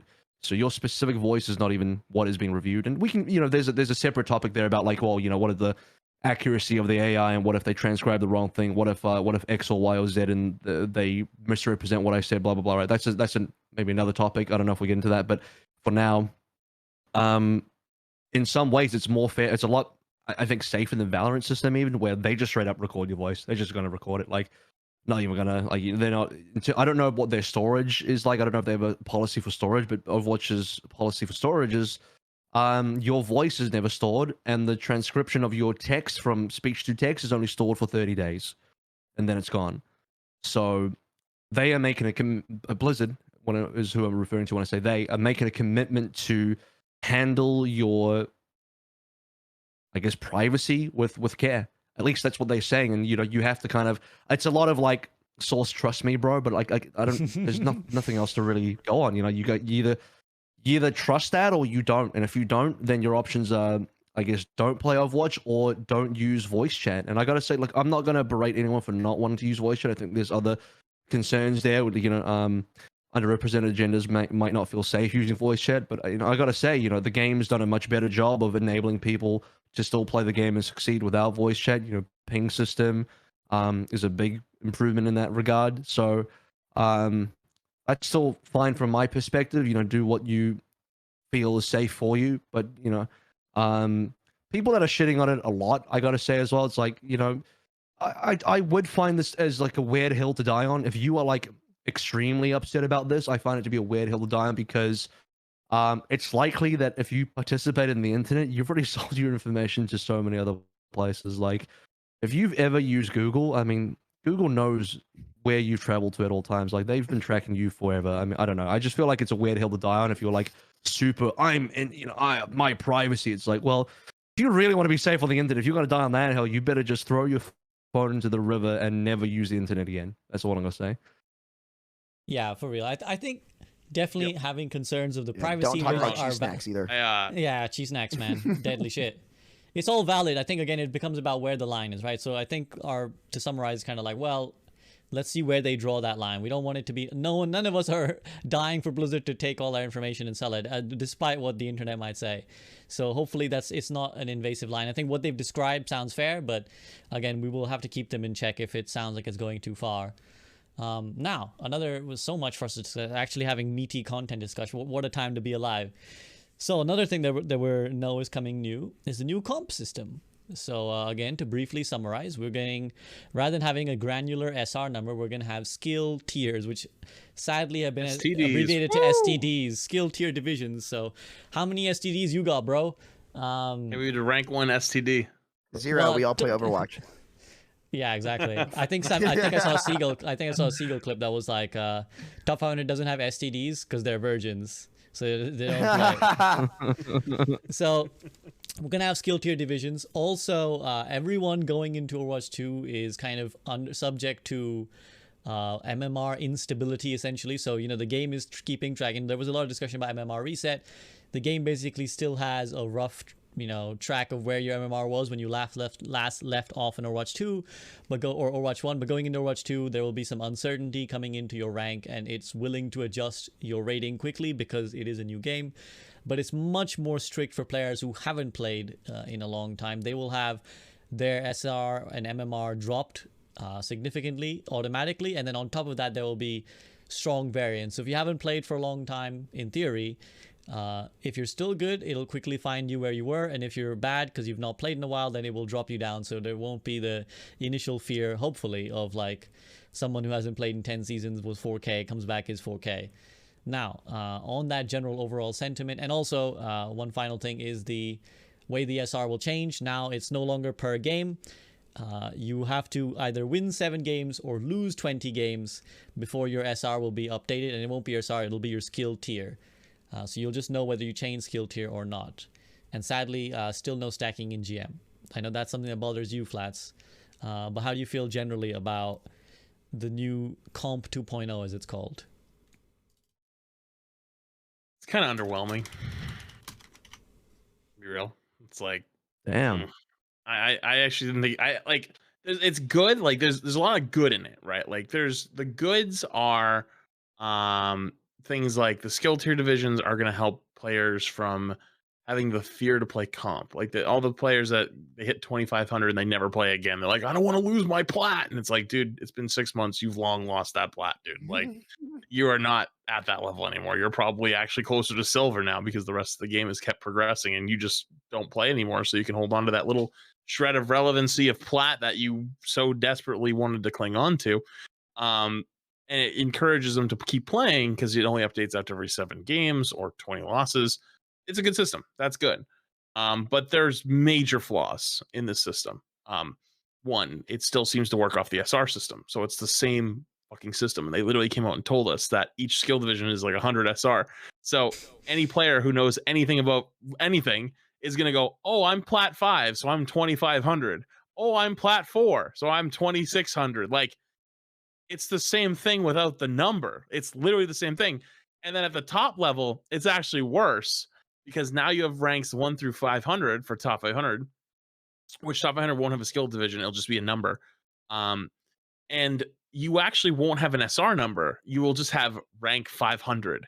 So if let's say it says rank 500 GM1, and then you get GM1 and you're not top 500, you don't know how much further you're off. You just don't know. You don't have a fucking clue. There's no number there anymore.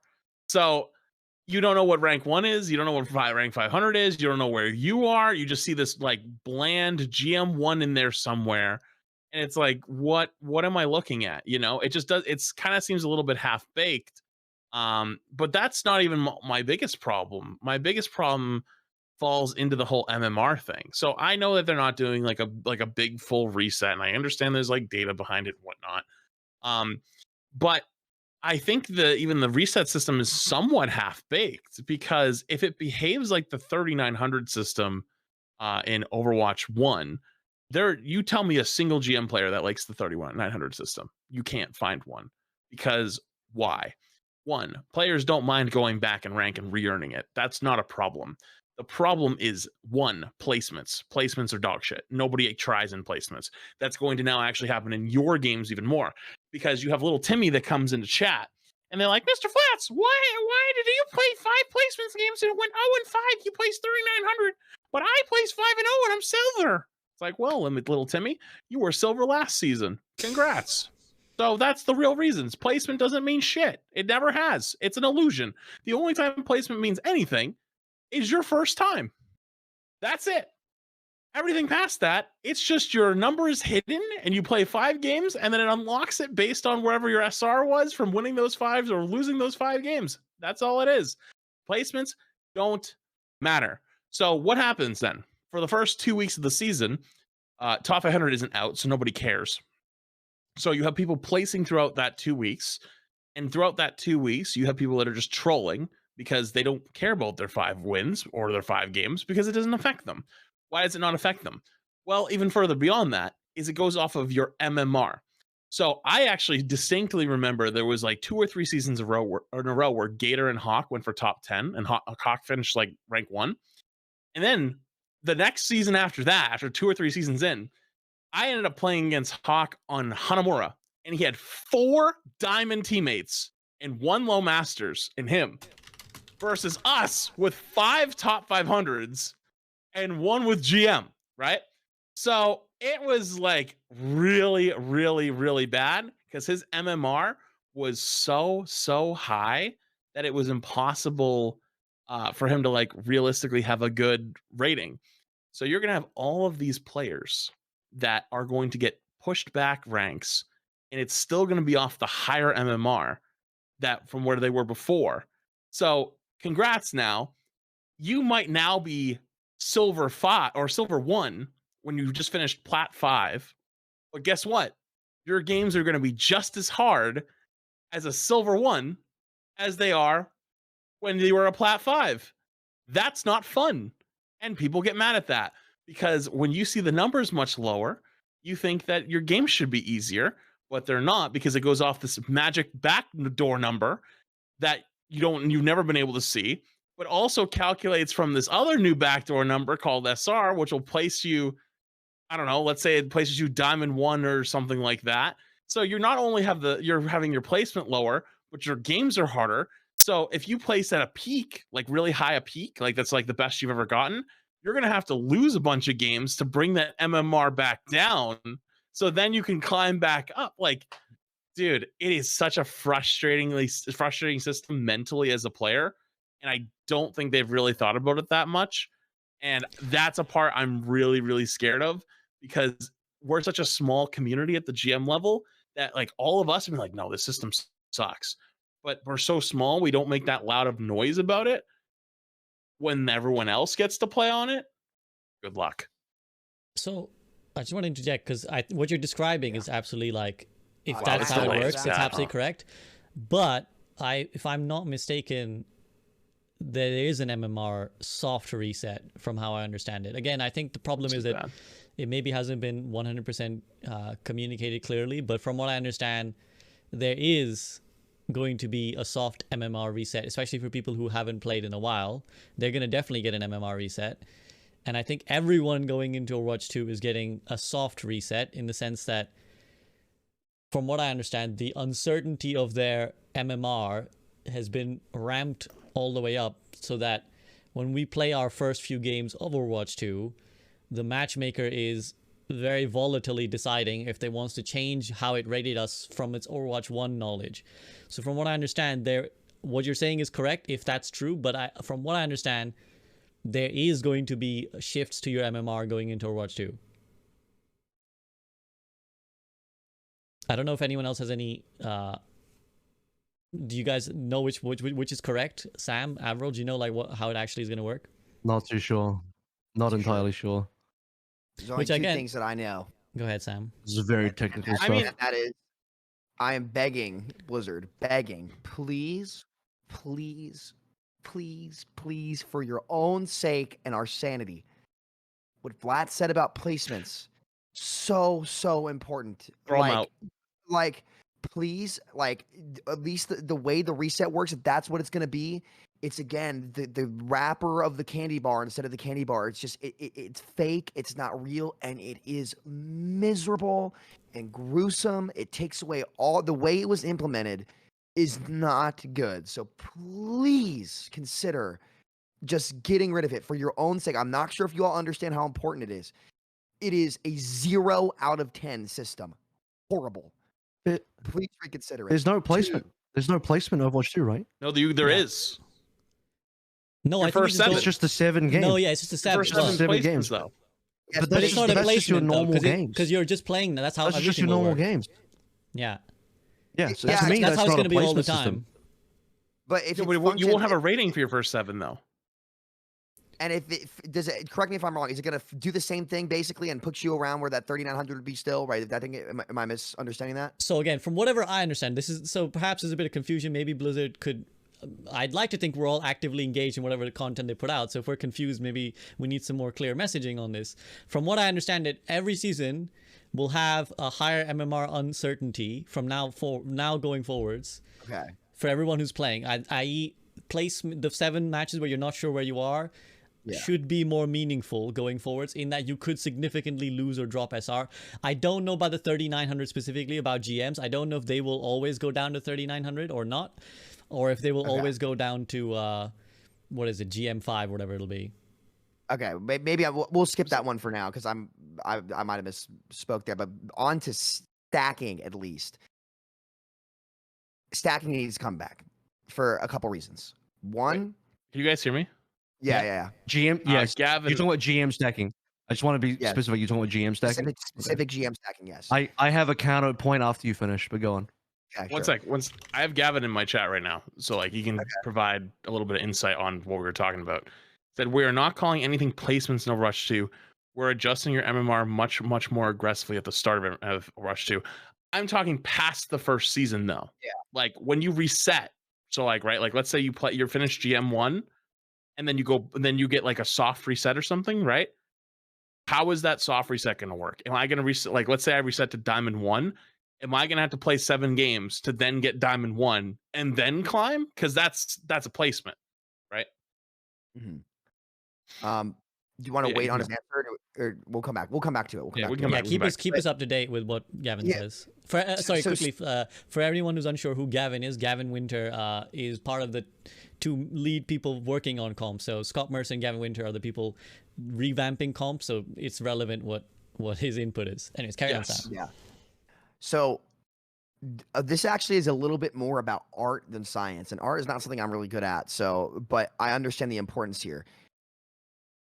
In other big games, right, what the average consumer looks to all the time, and it's not just for content creation, but it's for a lot of things, is they want to see the big collaborations of, oh, X streamer's playing Y streamer, or like this is going on, or like, oh, like X or Flats played against Hawk on tank and the Gator stack. Like not only did I love playing those like complicated games against the Owl stacks, who are only contractually allowed to 3 stack. And like, again, Blizzard can go in and the league can go in and say, hey, Owl players, you can only duo, no 3 stacking because you'll dominate ladder too much. That's fine, right? That's okay. They had that back in the day. That's why you always saw the NYXL 3 stacks and goats, and it was very fun playing against the Jonak stack and all those guys. It was some of the most fun ranked that you'd ever see, right?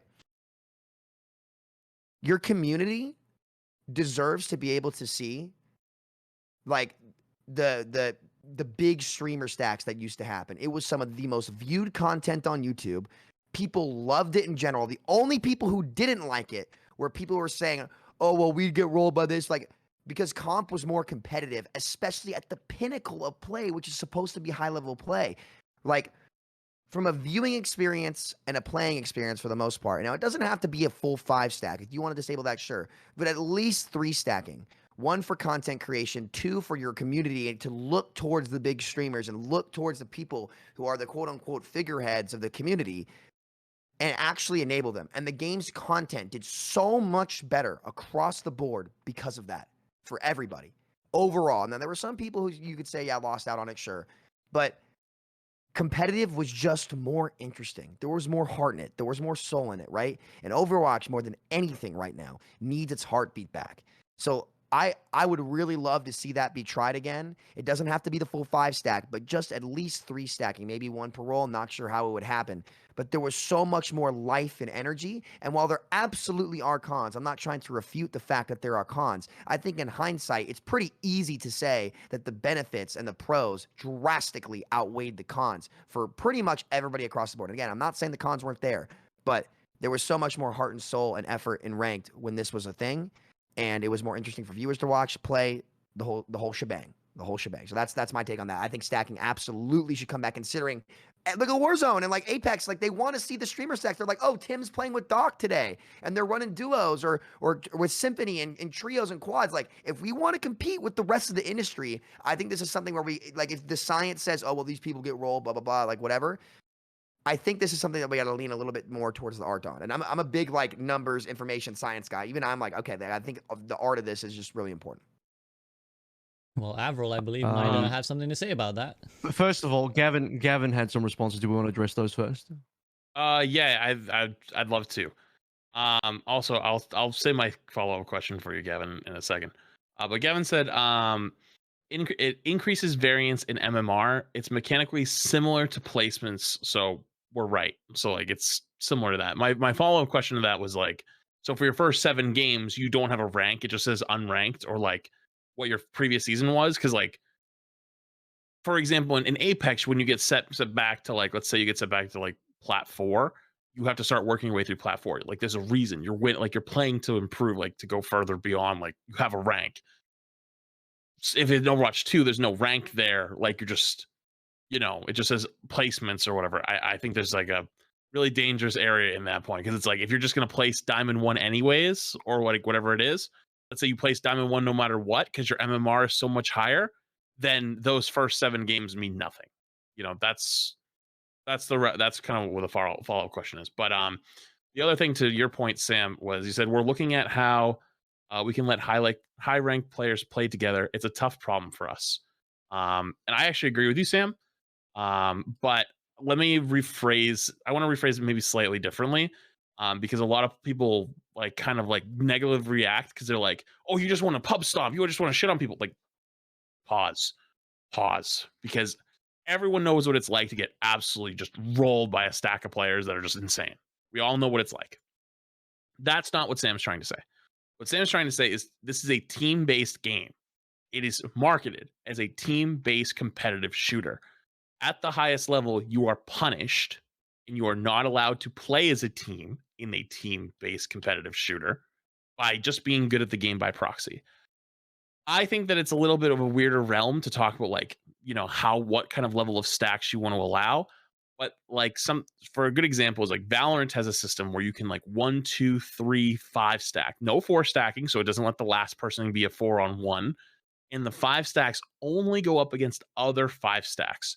If you're playing as a 5 stack with your friends and you get shit on by another 5 stack of people, I'm sorry to tell you, you just got shit on. That's it. Get better. That's it.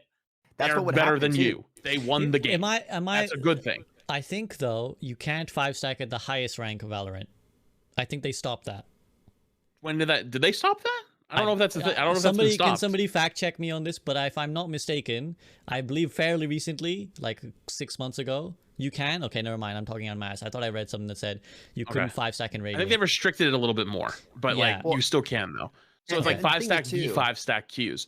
Now the problem is like queue times, right? Like how long do you make them wait?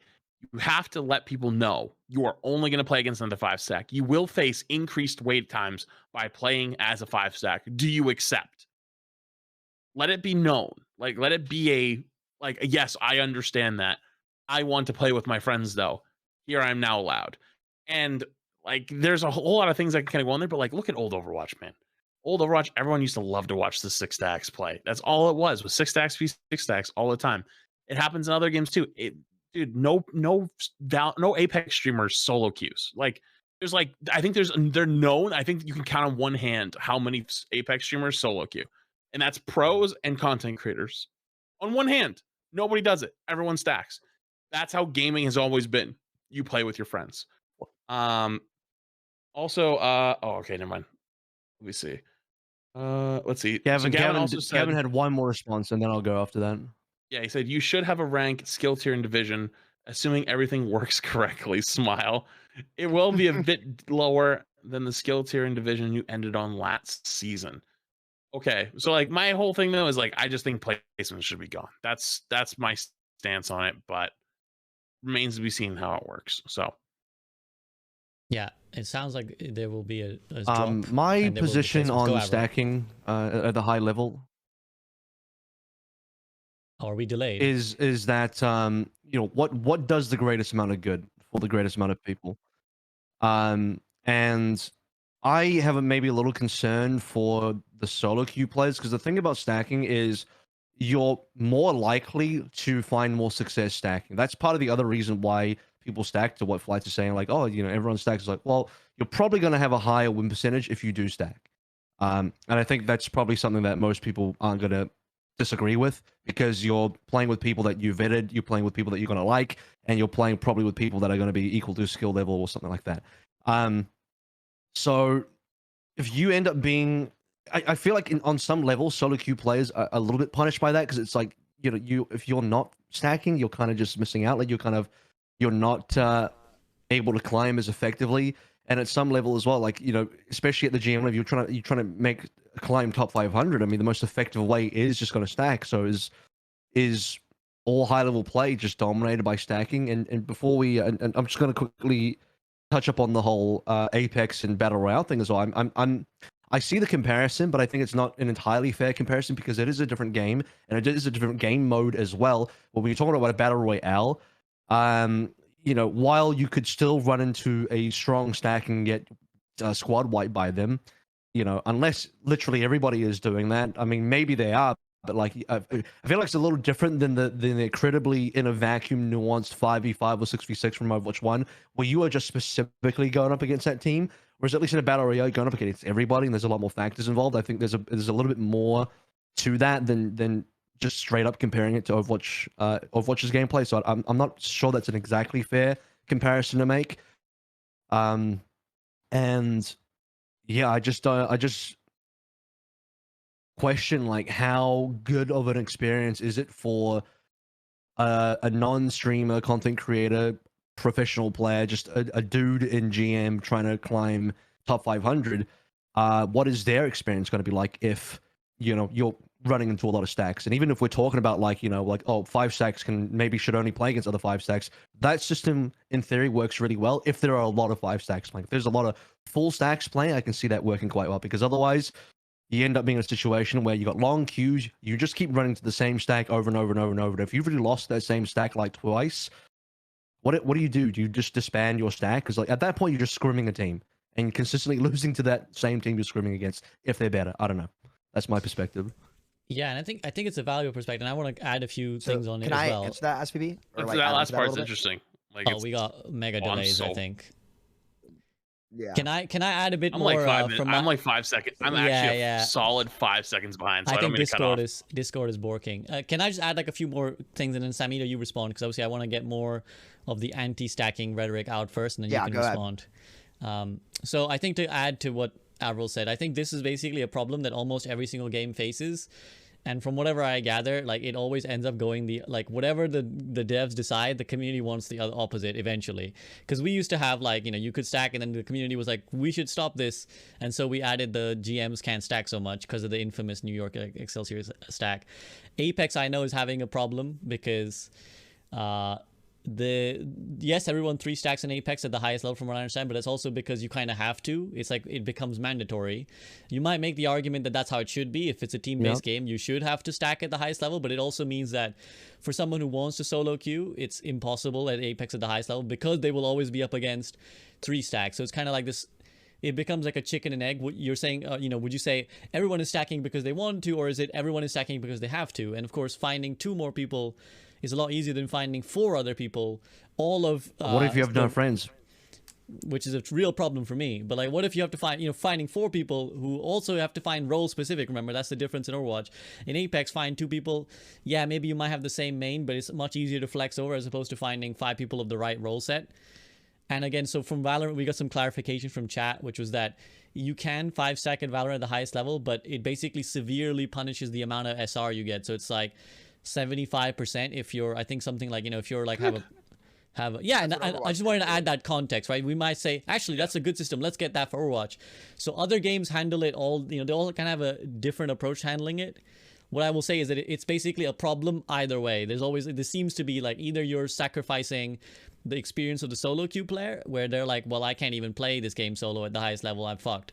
Or it sacrifices the team aspect where you're like, well, which is what Overwatch would be, where it's like, well, it's a solo queue fest now and there's fucking hog OTPs, sorry, Unsalted Salt, it's fucking hog OTPs on the top 100 all the time who don't synergize with their team or whatever, etc., makes a shit game. So with that, Sam, Flats, whichever one of you wants to kind of respond, go ahead. So, a couple things. One, on the first of all, I want to agree with and show some sympathy to the devs here. I don't like seeing people bash on them for this concept because there are distinct pros and cons on both sides, right? So like trying out one thing and the other, like to see what works, I think is a completely fair approach, and I think that that's fine that we've tried it. One, on the argument, well, what about the solo queue player queuing into the stack, right? One, let's be real, you're not seeing stacks every game. It's not going to happen every game. It didn't happen back in the day. It's not going to happen now. Most of the time, the stacks that you would play would go up against other stacks. Like my East Coast stack would go up against the 6 stack of goats, and we'd farm them on Bastion and Prime Goats meta, and that was fun. Like the game ranked was more interesting. 2, the notion that just because a solo player every once in a while will get rolled by a stack, which sometimes happens, sometimes doesn't. Like we beat some of these goats team. We had Crow on our team. We played 5 supports, 1 Junkrat. We won the game, right? Twice in a row. So again, it really depends on player skill. The notion that we should diminish everyone's experience because one solo queue player in a team-based competitive game gets rolled by a stack and feels bad one game, the notion that we should take everyone's experience down to that level because in a very specific circumstance that player suffers is preposterous. And it is objectively made ranked worse over the years. Objectively. Top 500 ranked is awful. It is terrible. It is borderline unplayable, right? And playing with friends or teammates in a team-based game should never be... Now, you want to punish it and make it harder because you have a higher win rate and reward you less. Absolutely. I'm totally fine with that. Less SR per stacking, sure. But it's about the core game experience. And this is why so many people, especially streamers at the high-level play, left Overwatch. This game is better with teammates, period, end of story, no discussion. If it's better for the product and you get better value from the product, there's no reason to completely remove it. Now, if we want to try a little middle ground and say, hey, maybe not 5 stacking, sure. But before 5 stacks have to go up against other 5 stacks. But the way the ladder's set up, if we disable this at GM+, the higher up you go in ladder, the better your competitive experience should be, right? Because theoretically speaking, maybe I'm wrong. Tell me if I'm wrong on this one, guys, because I haven't really made this argument before, so I'm totally open to hear about it. But I think there's a fundamental problem with the ladder and getting consumers to want to grind it. If the higher up you go, the worse it gets. If there's less ability to play as a team, the higher you get up in the ladder, what is the point of climbing on the ladder, right? Like, ladder was just way more interesting and way better when you had... Maybe not the pro 5 stacks, the NYXL 3 stacks, sure, you could argue that, right? Again, like I said, you could contractually make it so that they can't do that. There were contractual obligations to where you could not do more than a 3 stack after NRG was scrimming. What was the infamous the video with NRG versus one other team on Oasis where they were Bastion on the jump pad? Y'all remember that game? It was like Seagull Harb. I forget what the 2 teams were, but that was I know one of the most exactly what you're talking about. yeah, it was iconic. And so we have robbed our consumer base from all these iconic moments where people would look up and be like, dude, these pros are awesome. This is so much fun seeing the streamers play the pros, the old Brandito meme stacks. Like the idea that every time you played against a stack, the game sucked is bullshit. I'm just going to keep it frank. It's bullshit. And if that's your opinion, you either are biased or you didn't actually play on the ladder, right? Like to this day, Nathan talks about actually playing true. against the old like DeFran stacks where with Emon when they were spawn camping on Selfless. Like it was just overall more interesting. And it wasn't perfect. I'm not trying to say it had no problems. But if we look back on it, it was just better. And just because one person gets upset by getting rolled one game, you could say they got upset because they lost the game anyway, right? There's so many reasons, and you can't narrow it down to stacking. We should not diminish everyone's experience because some people didn't like when it was going to happen. And look, it's not no answer is perfect. So I really do sympathize with the devs on this one. But I think, especially with where the rest of the industry's at, we got to do this to be more competitive. I've 2 questions in response to that. First one is actually I'd like to get your opinion on Gavin's question. Gavin had a question in response to that in Flats' chat. Maybe we could read that one out and get to it. And then I had one as well on top of that. So Gavin says, one of the hardest questions we have to ask ourselves is what we do with an unbeatable stack. If the matchmaker calculates that a stack in the queue can't be beaten by anyone, what do we do with that stack? Should we never give them a game, or should we offer them a team we know they will defeat easily? Obviously, we all have our own answers to the right solution here, but neither of them are good. So question for Gavin, would Blizzard consider a certain time frame? Like what if you could only stack during prime timeout? Like there were certain like limitations to where like generally where you see, I guess we haven't had stacking in a really long time. Are there times of day where you see more people stacking? And if so, what if there were certain limitations where, hey, they're like kind of like office hours for teachers in the school, like, hey, during these hours, ideally not when scrims are happening, what if there was like a time of the day where you saw stacking more, like whether it be in the But morning it or doesn't at have night? to be limited to owl, right? Like technically there will, if there's if people are 5 stacking, there will always be the alpha 5 stack Oh, that yeah, is yeah, technically sorry. going to beat everyone. I honestly, if that's tough because at the end of the day, I'm a big advocate. Like I think that if you're more skilled, you should win, and that keeps things more interesting. Like for example, should you all have done something when Rogue with Reinforce on that team was like 18-0 in Unco, and they were considered to be the best teams in the league, right? But Should that's Blizzard have competitive made though. that Like to this that's pro play. We're talking about ladder. Like they Literally need is to play a competitive, ladder game. yes. They need to, yeah, but It's so this is the competitive, ladder. though. There's a difference, right? That's the pro So scene where what? they're signing no, up for a there's no- tournament. But not everyone.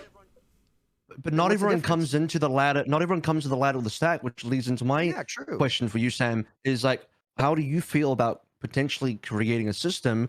And I'm not saying directly create, but this indirectly creates a system where the preferred and almost advisable way to play the game is to stack, because the difference between a tournament setting and a ranked setting is that people don't come into ranked necessarily with a team and with a stack. And so the problem ends up being is, well, then you have an Apex situation where you basically come in with a stack, or you can't compete in ranked at all at that level. That's a Well, system that you why indirectly then wasn't create. everyone stacking permanently when stacking was allowed then? That's not what happened. That's Because- not how games because play. not everyone has access to a stack. But Yeah, I mean, I think could have that's- had sorry, access to you're- stacks. I wasn't permanent stacking though when stacking was allowed. That doesn't necessarily mean that everyone's going to do it and that it's a problem, right? Because at the end of the day, I think that you could argue competitiveness, sure, but I think more importantly, another point is that people like to play with their friends. It just makes games more enjoyable in general, whether you're winning, competing, or not. Like the games are So- just better with friends. Which I agree. I don't know if I agree with 5 stacks, but where I'm willing to concede Same. is I think 3 stacks is maybe, I don't know, Gavin's in here as well, so this message is kind of for Gavin to consider as well. But excuse me, I think 3 stacks should be a very viable consideration for Overwatch 2, simply because of the player numbers. When you have a 5v5 game and you only allow 2 stacks, inevitably you're going to end up in a situation with 2, 2, and 1, right? So I think for at least for 5v5, I'm willing to concede a 3 stack, because then you could have a 2 and a 3 stack together in the same game, so you don't have one person as an outlier. I think that's maybe a positive thing for, Yeah. again, I know Gavin's in here listening as well. Agree. That level I'm willing to concede at, just if anything, just to even make the matchmaker easier. I just don't know if 5 stacking is necessarily a healthy thing, because, like, you know, maybe I'm diving too deep into the theory of it and like, oh well, what's the worst case scenario? Maybe I'm overblowing it as well, but I don't know. I do have those kind of concerns. Well, I think also you're just right, wanna add and I on. completely agree with you. Go ahead. Go ahead, Okay, Ashley, I sorry. just wanted to quickly add on as well, because I think there's very few people who would disagree with your premise, Sam, which is that the game is better when you're stacking, and we should have everyone stacking, right? Those are like That's what they literally made Overwatch for. I remember the famous thing that like originally you could only stack in Overwatch, right? Like when they originally envisioned it, you could only stack. You had to get. The problem is there's the theory and there's the realistic how people actually play the game. And the truth is that years of all this is irrelevant because people, when given the choice, would rather solo queue. So you now have a problem as the dev where you're like, well, everyone wants to play solo, but there's this niche because, and you said as well, like, well, your game should get better as you climb. That's still true, actually. I disagree that it gets worse at top 500. I feel like maybe you feel that way because you primarily play there, but from everyone who I know who actually plays in the medal ranks and stuff, they look forward to climbing because they know they're getting a roughly better game, and they're like, oh yes, thankfully I'm in teammates who don't even know what the fuck to pick or whatever, right? So it is, for the large majority of players, it is a better experience when the higher they climb in terms of the teammates they're getting. I think what we're talking about is like a very relatively a niche concern. Yes. That is more theory than practice, because again, in practice, most people would rather just solo queue. So you're now, the question you have as a dev is, do we play to the philosophy, which is we want this game to be a team-based game, but then you're punishing the people, the consumers, the primary consumers of your product who would rather play solo. So you're alienating them in favor of the philosophy that you want to push for. Well, two things. One, I think you're right. I should have been more specific about like punishing. It's not like the games are objectively worse when you climb. I'm not sure exactly the word I'm looking for. More so like format wise, where you can just do more. Like in terms of format, like you have the potential, should you choose to actually do more in lower levels play in terms of stacking with your friends, et cetera, et cetera. A couple things to answer that. I want to agree with AVRL in that I'm not saying 5 stacking should be allowed, but I think at least 3 stacking should just absolutely be okay. I don't see I think that a good middle ground and a starting point, because again, you kind of want to ease into it. It's about like, it's about balancing it and finding the sweet spot and like testing it out. Like you said, trial and error. So for me, like I'm a big advocate for 3 stacking. I think there's no reason that 3 stacking shouldn't be okay. I also disagree with the notion that people are being punished if you allow stacking at this level of play. Are you saying, is the average player in, and I agree a lot of people do like to solo queue, but the notion that that the game experience would just all of a sudden be so bad because you run into a stack rarely, I just don't think that's well, how it would the be game like the play, even when Apex stacking situation, was right? allowed Where it's back like in the day. eventually, Like, and again, that might be my. Sorry, I think we're on delay I think again. it's a little different. I think that game format wise. Oh, you're okay. Can you hear me still? Or Yeah, I got you. It's just delayed again. I don't know what I think Discord's personally, smoking. there's a big difference. Okay. I don't know what's going on today. There's a big difference between Apex and Overwatch ranked in this case. I think the BR format is a little bit different. I think, you could go either way on that. But, again, and it's not a perfect system. There's no perfect answer. There's not a world where it's like right or wrong. It's weighing pros and cons. And to me, when you allow at least the 3 stack, and I can agree with not the 5 stacking. It was annoying going against the 6 stack tier 3 team playing GOATs. That was triggering. That was like frustrating, but still a competitive game unless you had your own stack. I think 3 stacking, let me make it more clear. I'm really, really advocating for at least 3 stacking to start. I'm not sure about 5 stacking, so I'd like to make that clarification. But I think it'd be cool if at certain hours of the day only, hey, 5 stacking's allowed, or they open up a 5 stack ladder at like something. This is something we could talk about down the line, right?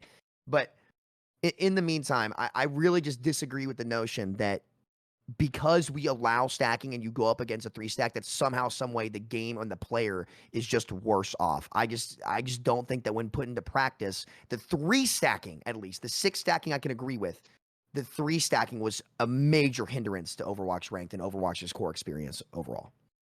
That's fair. Flats, you've been very patient. Sorry, I know we've been, speaking over you. Do you have anything you want to add? Yeah, I'm like 6 seconds in the past. It's impossible for me to cut it. I think, and I respect everybody here, so I say this with full respect because I know you all will not take this the wrong way, but I think it's lunacy to think that having 5 stacking is going to ruin the game. Like, first off, I've got some reminders from some peanut gallery people that maybe haven't talked in chat, but back in the day, not those Overwatch League 3 stacks of the Jonak stack, they didn't even try hard half the time. Like, they were memeing. Like, they were literally memeing against another 3 or 4 stack at like 2 a.m. Like, yes, when they tried, it was scary, but they were basically headhunting each other. They didn't care about rank that kind of way. It wasn't like all that serious. And then when it got limited, like it was in their contracts that they couldn't stack like higher than a certain amount. Like that was like an Overwatch League side. They fixed that on their own, and then it got implemented for the rest of ranked. I think it's complete lunacy to think that not having stacking in a game is going to be better, because you know what's going to actually happen? Those players are going to go off roll and diamond and stomp through their stacking. It's not any better. The people that sit back on the throne is like, oh, well, the high level player stacking going to ruin games. No, actually, you think it's the other way. You think it's going to be that way. It's actually the other way around. People are going to come down to your rank and probably not through like plat, like diamond to masters, are going to go stomp through your rank on their off rolls, or even on another account if they happen to have one for two phone numbers. Two phone numbers isn't that out of that. Two phone numbers isn't that tough, because you got yours, and if you got your parents, like you already got a few of them, you know. And if you don't have like one for yourself, then you have your parents' numbers. You know what I mean? Like there's a limit of how many numbers a person can use, but there are a few options, and I think it's ridiculous to not think that those are possibilities. And Blizzard has been very much pushing this whole player psychology thing. Why is there no player psychology data on high level players are much more active in the community than not high level players? High level players literally make the game their personality. They have Twitter accounts dedicated to just Overwatch. They have Discord accounts that they join a bunch of servers for scrims, looking for teams, talking about Overwatch. They follow Twitch streams. They follow content.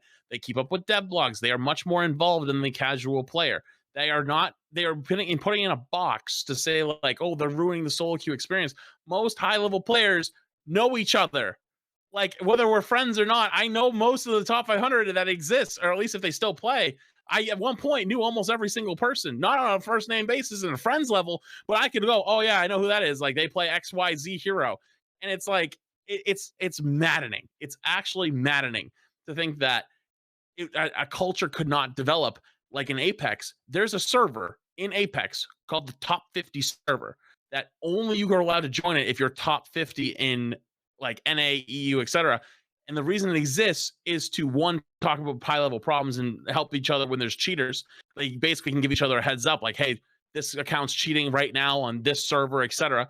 But also they stack with each other and they're able to communicate and play together. Like those cultures develop in high level play. So why is it high level play that's being taken away the stacking? Why is the rest of the ranks not losing their stacking? Because you know the answer is that it's more fun and you have the players for it. So you can't really sit there and tell me that if you couldn't have some kind of warning that you're going to have a longer queue time, and even to go further beyond that, let's say like there's a rank, there was a question that was, let's say there's one stack that's just stomping its way through. Okay, well, guess what? If it's really high elo and they're stomping their way through, they deserve to win. Don't give them much SR. Give them 1, 2. Because that's how it used to be. Where if you won a game as a 6 stack and you were winning a lot of games, you got 1 SR. 1. And guess what? People kept playing because it was fun to play with your friends. It was fun to win. But have them play against the number 2, number 3, number 4, whoever it is that's close enough. You don't have to have them play against them every single time, but rotate it through. Like those good players should kind of be rewarded. You know, they should be challenged. And honestly, if it's stacking versus stacking only, you actually lose the potential to beat that stack. Because let's say Jonak and Mono and Fury and Carpe are duo queuing and by themselves. Well, guess what? You could throw those two as duo queues versus this Magic 5 stack, and I all of a sudden think that duo solo probably could beat the 5 stack in a lot of ways, because the system can recognize these players are just so much better, but they're only playing in solo queue, duo queue right now. Why doesn't the system wait for like a 30-minute game, and it waits until a couple of really good players get in and boom, slaps that game together? And that's how the system kind of used to work. And those duo queue or solo queue players were so much better than the stack, they'd beat them. So it doesn't have to do it every time, but I feel like there's answers here that we're kind of like, we're looking at worst case scenarios, and there is worse actually, because they're going to go ruin the regular games. Like gamers are going to do that. Like if they want to go 6 stack with their friends, they're going to go 6 stack with their friends or 5 stack with their friends. Like it's going to happen, you know? And it's like, why remove the competitive aspect of the best teams playing and being good and actually caring about winning instead of going somewhere else because you can do it in the lower ranks? Like, I feel like you're almost encouraging people to leave and go stack at that point, you know? And I always like to use this example because I used to be a Siege player. My team actually, when I first started playing, was actually a group of friends. We all climbed up to diamond the first season, like season 0 technically, and we only 5-stacked as a team until eventually like people stopped playing and stuff. I joined a pro team and stuff like that, but like we only played as a team and played against other players that were like playing, I don't know, like they were always 5-stacking or whatever. There wasn't a really great way to tell. But what happens if I was playing with a group of friends and we all got good at the game, we climbed to GM and now we can't play anymore? It's like, that just seems lunacy, you know, like there's no game that does that, you know? So that's kind of where I stand with it. Is I know there's complications, but the fact that we're prepping for the worst case scenario and losing one of the best spots of the game and one of the what a gaming is, fun, it's not worth it. I don't like it. AVRL, do you have anything you want to add? I would first. Gavin did a response. We can get to that afterwards. But I would only add that I think hearing the explanations from Sam and Flights a little bit more, I'm willing to be open to the possibility and just see how it goes. Yeah, I still firmly hold that I think 3 stacks would probably be fine. I'm maybe a bit more open to 5 stacks based on what Flights has just said, but I'd probably be, you know, entering that with a bit of trepidation just to see how it goes and if it could be a problem. And you know, I think I think Flights has swayed me at least a little bit. Yeah, and I think they're definitely, I concur with Flats as well in the sense that I also experienced just you should never feel like you're being punished for stacking, right? I think that's always a bad issue. And if anyone's watched this stream, when I'm stacking with like Frito and Nate, what about the opposite as well? Is true, right? You don't want to be punished for not stacking either. You don't feel like you're being punished. And obviously then the question becomes, should we just have separate queues for these people? But then, you know, that's another consideration. So it's like, it's obviously tough, right? It's obviously tough, and this is why we're not game devs and we're sitting here. Because something is sacrificed everywhere. Like again, when I play with Frito and Nate, we always complain because even when we're 3-stacking in like Masters, it really feels like we're being given some real doo-doo teammates to compensate for the fact that we're 3-stacking. And I wonder how much of this is a consequence of low player population, because a lot of these problems really became more prominent when there wasn't that many people to match you with. And so that's when you really end up in these unfavorable scenarios. I think at peak times this really shouldn't matter, but it's when, or like recent Overwatch, when there's nobody playing. So even if you're 3-stacking in Masters, as me and Frito and Nate were, you're getting like the absolute worst teammates ever versus like 5 of the best solo queue players they could find. So I totally get it where you guys are coming from. And obviously I hope, you know, it's a lot of devil's advocating on my end as well, but I do think that it's a tough consideration Blizzard have to weigh up. Was there anything else you want to read from Gavin? There's one, right? Yeah, he says West Coast Korea games with OWL players aren't the only problem. Low population regions with very high MMR stacks playing in off hours create the similar issues. Yeah. And I responded in the chat to him saying that there was a very infamous case of this in OCE with a 6-stack of contenders level players where they a player got to I think 47 and 4800 6-stacking off hours with a full contender stack. That was a thing. Happen? That was a 6-stack in Korea in season 3 when the big SR boosts were a thing. So that was a little bit different. There was a huge from season 2 to season 3. They boosted. For whatever reason there was like a big SR boost, and so everyone placed high, and that's why you saw like 4900 peaks and stuff like that. Evermore 6-stacked on Hog back in the day. So that was a little different. But I will say one of the cons was definitely people 6-stacking. Like they did an SA2 where they'd 6-stack goats and get rank 1. But do you know what ended up happening? They got hunted by Kaluj, Hawk, Gator, and we would all stay up till 3 a.m. and we Q snipe and we farm them, and it was fun. Like they tried to get around us. No, we stayed salt shakers on the horse, and we were ready to roll on Bastion. And those kids got farmed. We would intentionally snipe. Like stack sniping was fun, but there were stakes. And at the end of the day, this is the big point. Ladder is better with stakes, whether you win or lose. Like there's more heart. Yeah. We would. Are you kidding me? Oh yeah, there was hunts going on. We'd be on the chase. I'd be on soldier so quick. Like don't get me started. Don't get me started. Those were fun. We look back at those, and those were fun, and we're taking them away because solo queue, little Timmy can't play with anyone else. Like fuck, dude. Like man, I don't believe, especially in role queue, right? Like, here's one thing where I was willing to compromise. I think a lot of people were too. Where when we made the transition from open queue to role queue, we sacrificed the creativity of the game, which oftentimes was pretty negative on ladder. And I do like role queue, but especially in a role queue format, we've already sacrificed like a lot of the creativity of the game for more structure, right? I don't like. It just feels soulless without like stacking. I don't want to sacrifice anything else. And again, like 3 stacking, I think is a great starting point to like kind of edge it out. But oh yeah, the old bounty hunts on the guys 6 stacking goats at 3 a.m.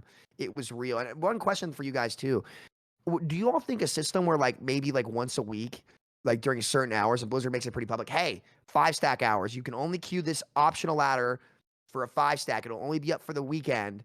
Like everyone go play, like just little things like that. Would that be, do you think it'd be too hard for them to make? Or oh wait, that is tournaments.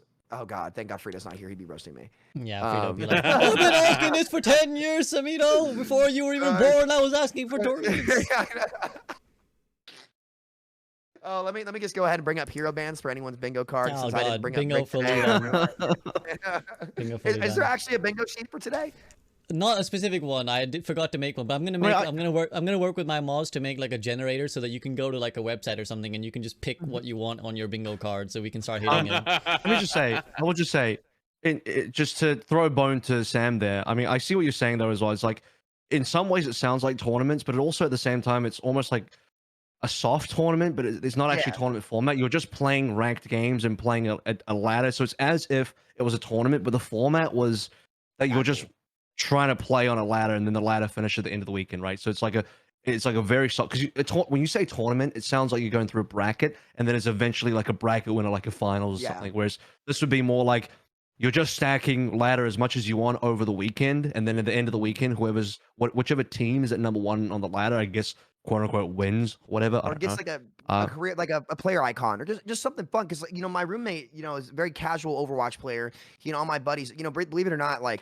This is one of the reasons I love the game so much. Overwatch actually reunited me with all my best friends when I was a kid. Like, I kind of went off on my own from the time I was like 16, 17. So like I was about 20.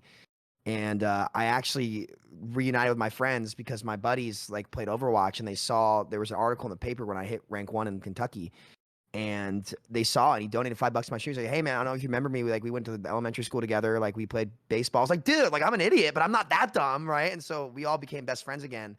And small world story, but my buddy's dad, who grew up in Atlanta, actually grew up with my dad, and we never knew until like we started playing together and stuff, and now we're roommates. And we were talking about like getting together just to stack this weekend, one last 6 stack with like one of our buddies, Zen Main, Ryman, just to have fun. Like if there were ladders like that every weekend, like they wouldn't be playing Warzone, they'd be back playing Overwatch. Like just the little things, man. It doesn't, and that might be a good middle ground. Like allow 3 stacking in every weekend or every other weekend, like. Just if it's feasible resource-wise, let's just throw up a 5-stack ladder and see what happens, right? Like if it's an experiment. I think a lot of people would play, especially if like streamer stack were playing. Like I think it'd be a fresh twist on Overwatch. And I'm just kind of rambling. I'm gonna stop now, but I think it'd be cool. Did you say you were featured in a Kentucky newspaper for reaching rank 1? Oh yeah, I did a couple things. With Nothing's happening in Kentucky, man. I gotta tell you. Yeah, since dude, they made that fried you know, chicken, it you was know what downhill. they say. You know what they say about Kentucky? I've said this on the podcast before. Mark Twain said it. Everything there happens 10 years later. So don't worry. It's even more delayed than Discord today. That's where they want to be when the world ends, because everything in Kentucky happens 10. And our other slogan is thank God for Mississippi, because now we're 49th in everything instead of 50th. So thank God. It's a real license plate. And we play Ole Miss tomorrow too. So we need that dub, baby. We need that dub. Sorry for sidetracking, but back to it. No. Okay. I enjoyed the whole things. Samito stories. So no, it was really good. I think we've kind of discussed it to death. We've given Blizzard a lot of food for thought as well. I think Gavin has been listening very kindly, and hopefully he will kind of mull this over, and we'll see what solution comes in. I do one last thing. Yeah, go for it. This is more of a psychology thing as well. For the longest time, everybody looks up to GM Top 500. They want to reach that promised land, right? If the promised land doesn't look fun, nobody wants to get there. The longest time, it was the fun place to be. XQC days was a great example, because there was people that literally, I remember, would grind ranked just to try to get to GM so they could snipe his games. Probably terrible for him, but like think about the commitment. Is people played ranked just to climb, to have the chance to snipe his game. There was also people that climbed because they wanted to get into a game with someone like Tim, or they wanted to get into a game or a face against the Seagull stack or the Emog stack back in the day. Like they wanted to fight those. They wanted to be like, they are rolling everyone. I want a piece of that. I want to take a shot at it. Those are things that your game makes on its own. You can't program that. That's something that your game and your community make on their own. Taking that away is a robbery of your community and of your game. And I really, really, really hope to see that again. 100%.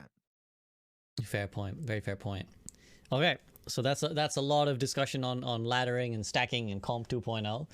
I think one big major area we haven't discussed is the new hero and just the general feel. I mean, quite a few of you here have been able to play the new feel of Overwatch 2, or the basically near launch ready version. So how do we feel about Kiriko, just the general game's feeling, balance? I don't want to go too deep into balance for a game that not many people have even played yet, but just generally the feel of it. How did it feel? And you guys all played Kiriko, right? You guys all played Kiriko? Because I haven't, so I'm just gonna sit out. I'll see you guys later. Well, you've been watching Al as well, so I'd be curious about your opinion of like the current meta and stuff. But right, I only played Kiriko one time at the summit. I was duoing with ML, so I let him play Kiriko the entire time. So even I don't have a lot of thingy to go off. But Sam, how did you feel about the build? Unfortunately, I didn't get to play because the days I was going to be able to play it, I was driving to Kentucky to get my PC. So that was tough. But initial thoughts and stuff like that, I think the streamers are delusional if they think that hero won't at least be solid, right? I mean, depending on the meta, right? I think that I saw a lot of people saying that she wasn't going to be that good, and I'm like, I don't know Who about said it's that. not good? Wait, who? Have you seen Twitter? People are like, she won't be OP. Was like, it Metro? The invone's only God, 0.75 seconds. I We'll see about the that. idea was like, it's not as OP as like other things in the past. I thought that's what the sentiment was, but like, oh yes, she will be the number one pick. I'm the principal of a homeschool. Holy impressive, right? Like, nah, come on now. Like look, I think, let me say this. I'm happy with the design changes that they've made. It seems like there's been a change in philosophy, and I'm really, really happy about that, because this game, in my opinion, and a lot of other people's opinion, had several years of just really unhealthy hero design. I think that's starting to change, and especially like on the path to healing that we are on now. A reminder, a big point to people at home: this is the starting line, and this is something that I think John Spector's really wanted to convey to everybody. A lot of the general gaming on it. This is why I think I really like the position Overwatch is in right now. I really do. I like when we're like expectations are a little low, right? And I think that they might just be able to slide in there and take people by surprise with a lot of the foundations they built. But, you know, I think that Kiriko, aside from the invuln, I don't think an applicable invulnerability on a character that has a ton of excess utility already on an AoE belongs on any ability that is not an ultimate, in my personal opinion, right? I think that it's a very fine line to walk. I'm unsure about how it's going to play out. My gut instinct says it's going to be good. We'll see, especially if the DPS passive comes in. I think flankers are going to be really, really strong, and in like a dive-esque meta will be meta in Overwatch 2 when it comes out. But, you know, we'll have to wait and see. But she looks solid. I really, really love the like almost trappy theme they've been putting on their trailers. Like the music, almost go-getter. They have been absolutely killing it, dude. Like, oh my God, they're the best in the world. It's not even close. So I really love the theme that they have to Overwatch, making it a little bit more edgy. And I hope to see some super dark storylines coming out in the PvE as we go into 2023, whenever they plan to release that. I love the theme. I love the vibe. I think they killed it. And I'm excited to see what's next as they continue to kind of unveil more and more of Overwatch. I love dark storylines. Attack on Titan's a little too much for me, right? Where's my Naruto collab? Where is it? I will do something crazy. If Blizzard collabs with Naruto, I swear to God, I'll do like, I'm not gonna say I'll do a Mercy cosplay. I'll do something stupid. Community pick. I don't care. Make me look like an idiot. Sakura, don't do that to me, bro. I'm not going to. At least a Naruto cosplay, at least. Yeah, I'll do something, dude. I'll do something. Just please, I guess. Oh, John Spector, I'm counting on you. Please. That's all I got. That's all I got. Okay, in that case, let's take it to Flats then. Someone who's extensively kind of played in the sort of build that we got access to. Flats, what do you think? You think Kiriko land coming? So I played a lot, like a lot. Absolutely, she's gonna. I mean, everyone's gonna pick her because they want to play her anyways. I'm doing my first ever scripted video to talk about how different tank is in Overwatch 2, and I'm almost done. I still got Diva in my intro and outro, and I'm at like 8,000 words, 10 pages plus at some point. At this point, it's long, it's chunky. But You're not wrong, Sam. Like for example, Ryan is really hurting in some areas. I think it'll be fun in team play, but in like solo queue, uh, when you shatter people, like if you get a 4-man shatter, Kiriko just goes a boop and just everyone stands up. That's not fun. But the rest for a kit makes sense. Like you can like it's such a small time for like something like Junkrat, right? Like before you just throw up the lamp and just sat it and just shoot at the tire and hope for the best, right? Like you have to time it really well. Like those are like little design tweaks that I think are like much better than it was in the past. But you're right though. It is still scary. But hear me out. I actually think it's at a point. There are a few characters that probably could use a little bit of like help. Like Joker Queen's dead. That character doesn't exist anymore. But it's fun. It feels a lot kind of like Overwatch 1 originally. You know, like some things were just completely fucking busted, right? Like, you know, you're like, oh, okay, that's not balanced, but it's fun. And I think that's kind of like the key for a lot of people is you're gonna have a good time because you do feel like you're doing stuff. You feel like you're impactful. It's not like Overwatch 1 in a lot of ways where you have to play reactive instead of proactive. You can play proactive in a lot of ways in Overwatch 2 again, which is good. Because the reactive meta was ass. Like you sat there, you shoot shields, wait for your shields to break, then rotate cooldowns, then you rotate cooldowns again, then someone's got an ultimate, then they use that ultimate, you lamp that ultimate, survive the lamp, back away, shields back up, heal up, walk forward, cooldown. Like it was like almost like a boring version of fucking chess, you know? It wasn't even like a good version. It was just like it turned into shit. You know, it was like Connect 4, but like you use chess pieces and you had to like slam them down. It was just ass. Like it just wasn't fun.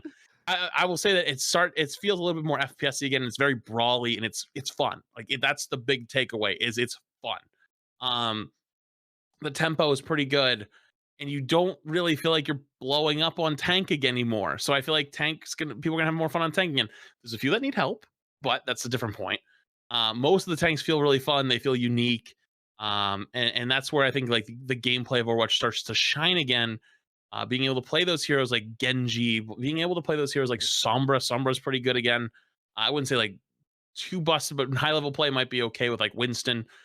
Sigma's really good. Zarya's really good. Diva's honestly surprisingly really good. Like all these characters are really, really good again, and they're fun. There's like a very small handful that maybe could use a little bit of help, but they're still okay. You can still make it work. So what do I think about Overwatch 2 and how it's going to be? I think you're right that the expectations are low. I don't think people were expecting a whole lot out of it, and I think people will be taken by surprise a little bit by how good the game feels. And realistically, I want to say it feels polished. It feels pretty polished. Like for a game that I think most of us know was a little bit rushed. Like they rushed the PvP because like the game was dying. Like it went from like it was on like on small life support to like it flatlined. It was like, oh god, we gotta do with chest compression, like please. So they had to rush this over to like, you know, get us out of like get us something. It feels really good. And I will say like beta 1 and beta 2, like there were things that didn't feel that polished. It feels polished in a lot of ways. And I think it's good. So gameplay wise, is it gonna be the most balanced? No. Are you gonna have fun with it? I think the answer is yes. And I think that's going to be the big driver for a lot of people is when they pick it up and go, wow, this game kind of fun again. Yeah, I mean, I'll just add for my feeling of whatever I've played and seen, and then I want to get AVRL's feeling on just kind of the pro scene as well. But from my POV as someone who hasn't played Overwatch 1 in over a month, and my only interaction with Overwatch was at the Creator Summit when I played with you guys. And I went into the Creator Summit not sure if I'd ever make another Overwatch content piece or if I'd even ever play Overwatch again.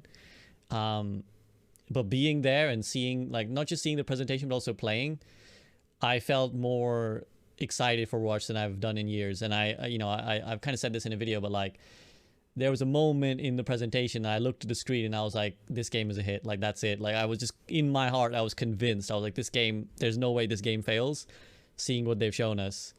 So obviously I'm a bias shield. This is sponsored by Blizzard, but yeah, I think the feel of it feels right. Obviously there's a little bit of bias because we were playing in a pug setting, you know, with other creators who I like, and then there's Metro. Sorry, Metro, you're catching too many strays today.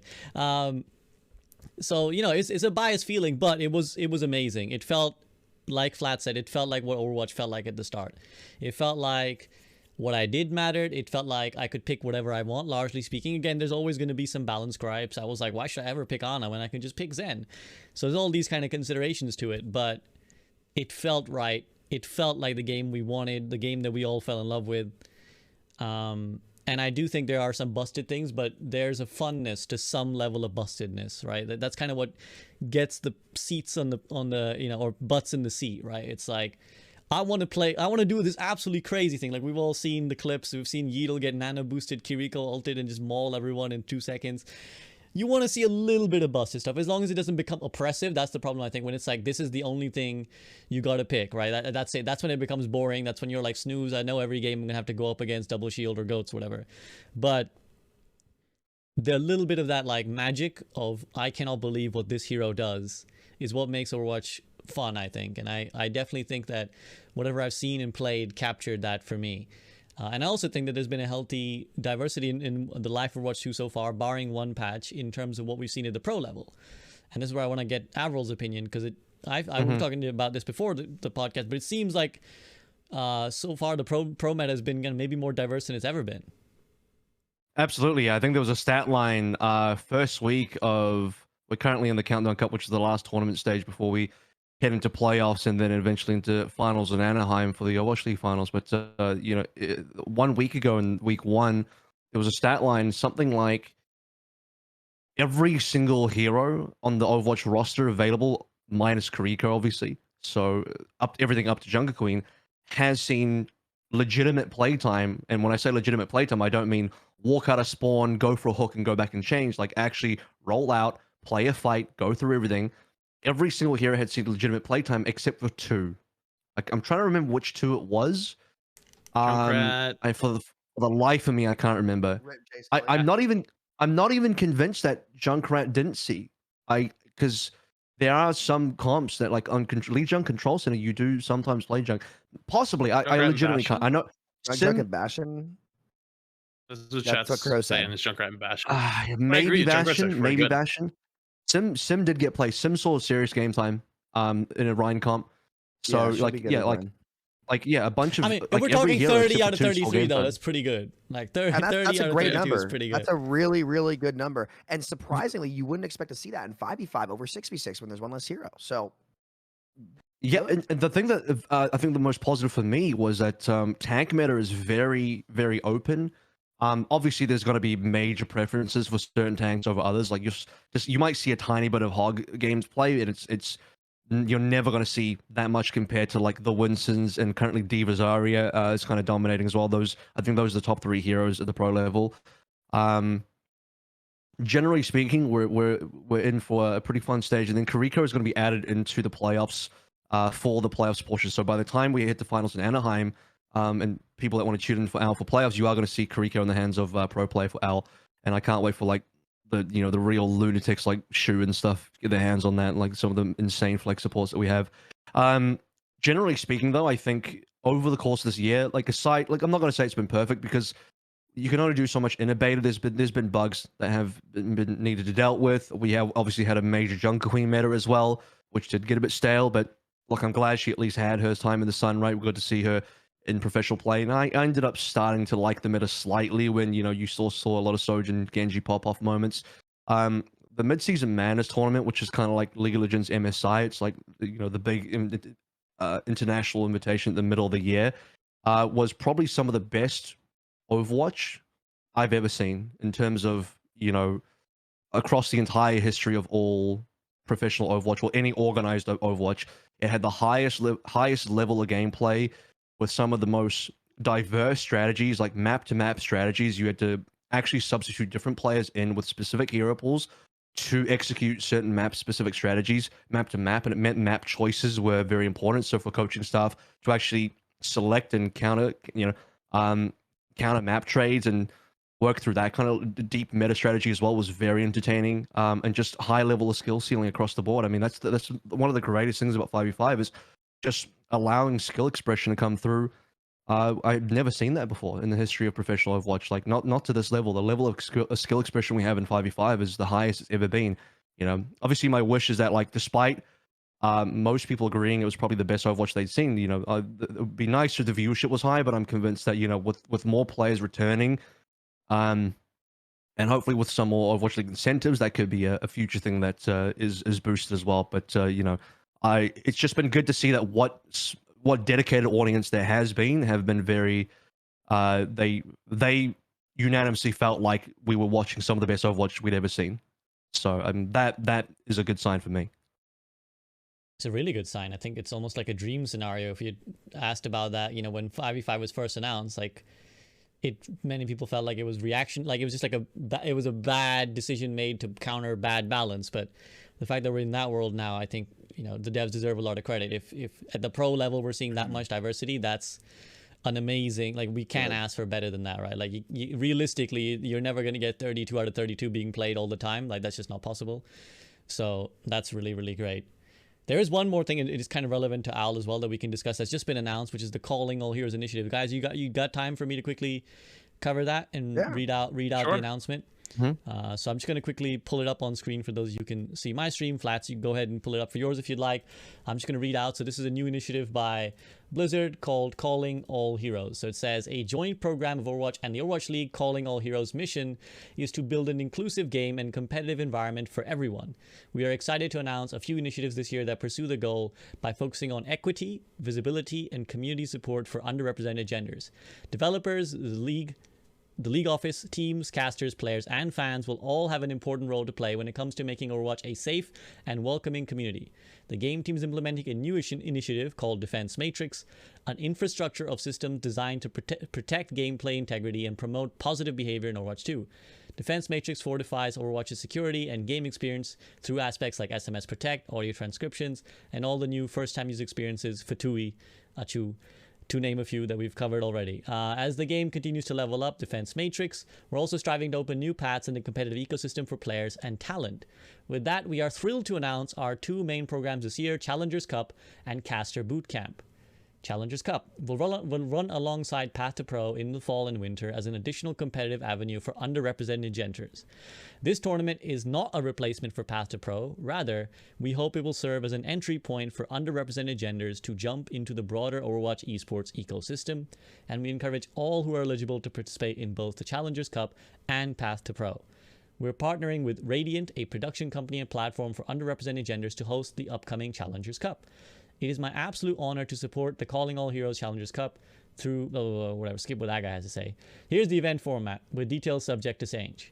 Qualifier 1, so these are the details. This is when the qualifiers will take place, this is when the final will take place, and registration is open either to full teams or individual participants. A Caster Camp. The Caster Camp aims to provide underrepresented groups the opportunity to learn from some of the best broadcast talent in the industry, build skills, and form professional relationships. We hope that this program will create equity in the commentating space and produce a more diverse talent pool for the Overwatch competitive system. Programming for the Caster Cup will be led by Zoe, Mr. X, and other Overwatch League talent, and will cover various topics on how to be successful in esports broadcasting.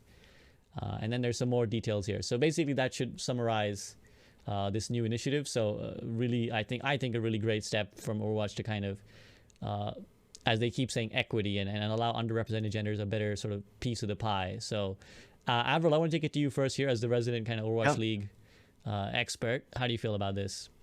Yeah, I mean, this is something that's been worked on for some time, and you know, people behind the scenes very passionate about it. And I think it's when we look over towards some of our competitors in the space, namely Valorant, they've had their Game Changers program up for some time now, which is a very similar program where, you know, looking at how their underrepresented genders can be supported more. And so I just think, you know, this is an initiative that will sort of open that space up and allow them to enter the world of competition in a space that will support them properly, and hopefully allow some great opportunities to be fostered. And for everyone else that's like sort of not going to be a part of this program, I mean, your general experience with Overwatch, the Overwatch League and Overwatch esports and that ecosystem is not going to be impacted. You will still, your experience is going to truck away and do what it is, as it has always been. And this is just something that's come through that is going to allow and hopefully facilitate growing a community for some of the underrepresented genders. And I think that, you know, if anything, looking at how Valorant has done with the Game Changers program, hopefully this one will be very successful. Yeah, well said. Flats, do you have anything to add? I see you nodding. No, agreed. It's cool to see because there's a lot of things that people probably don't know about. For example, I mean, this is well, of course, well known is that there's no women players anymore in the Overwatch League, right? We had Grigori, but I think she's just like retired. I don't She know. I don't know if streams now, I think. She streams on like yeah, Korean channels, yeah. yeah. So I mean, people look at that, and I mean, to know why, there's a lot of deep rooted things that are probably causing problems that you don't see very easily. It's hard to break into that space, and especially when it's not very welcoming, especially to women and people that like aren't on the inside group. It's tough, because a lot of, and this is, it's a sad fact of reality, especially early on, and even like Overwatch League, it was like a lot of like who and like people gravitate more towards who they know over like maybe who actually deserves it. And I think that's happened in things like World Cup and stuff in the past, and there isn't a way to support them through that. So this system is a more structured way to be able to introduce people into like what that, like like almost like path to pro type of system would be, in a way that's protected for them, because the current system doesn't work. um, the current system obviously needs improvements on its own, but it needs deep rooted psychology, like psychological fixes, and I don't think that that's really the I don't think that's fixable at the very moment. That's a much deeper conversation. So this is a good way for Overwatch League and for Blizzard to like start to help those groups of people that maybe have been forced out a little bit more. And I think the saddest part is probably people are going to hear of that announcement. They're going to go, "Well, this is just virtue signaling." And it's like, okay, so how would you do it then? And it's like, oh, you wouldn't? Oh, okay, then that's a perfect example. It's like you don't want that. It's like the next example is going to be, well, what about everybody else? It's like that's what the other system's for, and it's like, because that is where everybody else is, like, and that you guys are the only one that are getting advantage. Like you're the only one that are able to progress through the other system. So, it's good to see. I'm glad that we're giving support to those people that need it, and I mean, people are against the people that are going to be vocally against it, and you know I'll what I'm just talking about. I'll just quickly touch up on a couple of things Flight said there. And then yeah, sorry for cutting in again. I know you guys got some stuff in there as well, but just in regards to, yeah, I think like I will say it's not uncommon for the world of esports, like in terms of looking at the other esports in space, looking at the entire industry and the history of the industry where esports is concerned. The entire history of esports basically has not had women or underrepresented genders really playing in those esports, and I think really what it comes down to is having the ability to support the development of that, because the equity conversation is an interesting one. I think thankfully, at least for the Overwatch League, I from my perspective, there's not been an inequity. I don't think anyone's been like snubbed or anything like that. There's just been very little development and support for women players and underrepresented genders, and so it's harder for them to progress through the normal systems, and that's why I think when you look at CS:GO, they have their women's leagues. Valorant has one now as well. And I think the end goal would eventually, that I would like to see, is that they get to develop in their specific space and then eventually be able to integrate into mixed teams, or integrate into higher levels of competition, where once that level of talent can be developed to a certain level, that they can be picked up for higher level teams. And that's a very long-term vision, and one that is, I think, consistent across all other esports, because this is not an Overwatch problem. This is like, well, this is not a unique situation for Overwatch. It's kind of like just how everything has been in the gaming space for all esports across the board. Like you can look at any esport right now, you currently will not find a female woman player on those teams. Not for a lack of trying, but certainly the road to development is a very arduous one. It's a very it requires a lot of effort. I think requires a lot of time, and it's about taking the first step. And so I think I'm happy that Blizzard is taking that first step. 100%. I just want to echo that. I also want to say that like I didn't know this news was gonna come out today, so apologies that there isn't someone of an underrepresented gender on this call. And if it would have been very pertinent for someone of that background to be here to speak on their views and their personal experience. I can only therefore speak for myself and for no one else, but this is 100% necessary. Whatever, I know a topic like this gets controversial. People, get very opinionated on this. But I think there's one thing that is pretty flat to see, which is that last the statistics check, and I've made videos on this and stuff, 25% of Overwatch players are women. 25% are playing Overwatch and 0 are in Overwatch League. That's something's fucking wrong, right? That doesn't translate. Whatever your views might be on women and men, how they interact and how they play, that's cap. So something has to be done. And from what we've seen over this initiative, this doesn't take away from anyone else's opportunities. It simply provides opportunities to those who had none to begin with. So I don't see any reason why anyone should be unhappy of an initiative that bothers no one and simply uplifts people who clearly are not getting their chance to have their fair shot. So that's kind of all really I have to say. But Samito, what do you think? Yeah, more places for talent to grow, the better. Plain and simple. It's good to see someone who's kind of been through the path to pro before. It's brutal, right? And it's a lot of work. There's a lot of stuff that you got to do. So listen, any kind of love the scene can get, because this is what's so special about gaming. That's why I love gaming so much. I've talked about this a lot. When I say that there's nothing else quite like gaming and esports to bring the world together, gaming, like we are the first like competitive activity, maybe aside from like chess or something like that, I guess.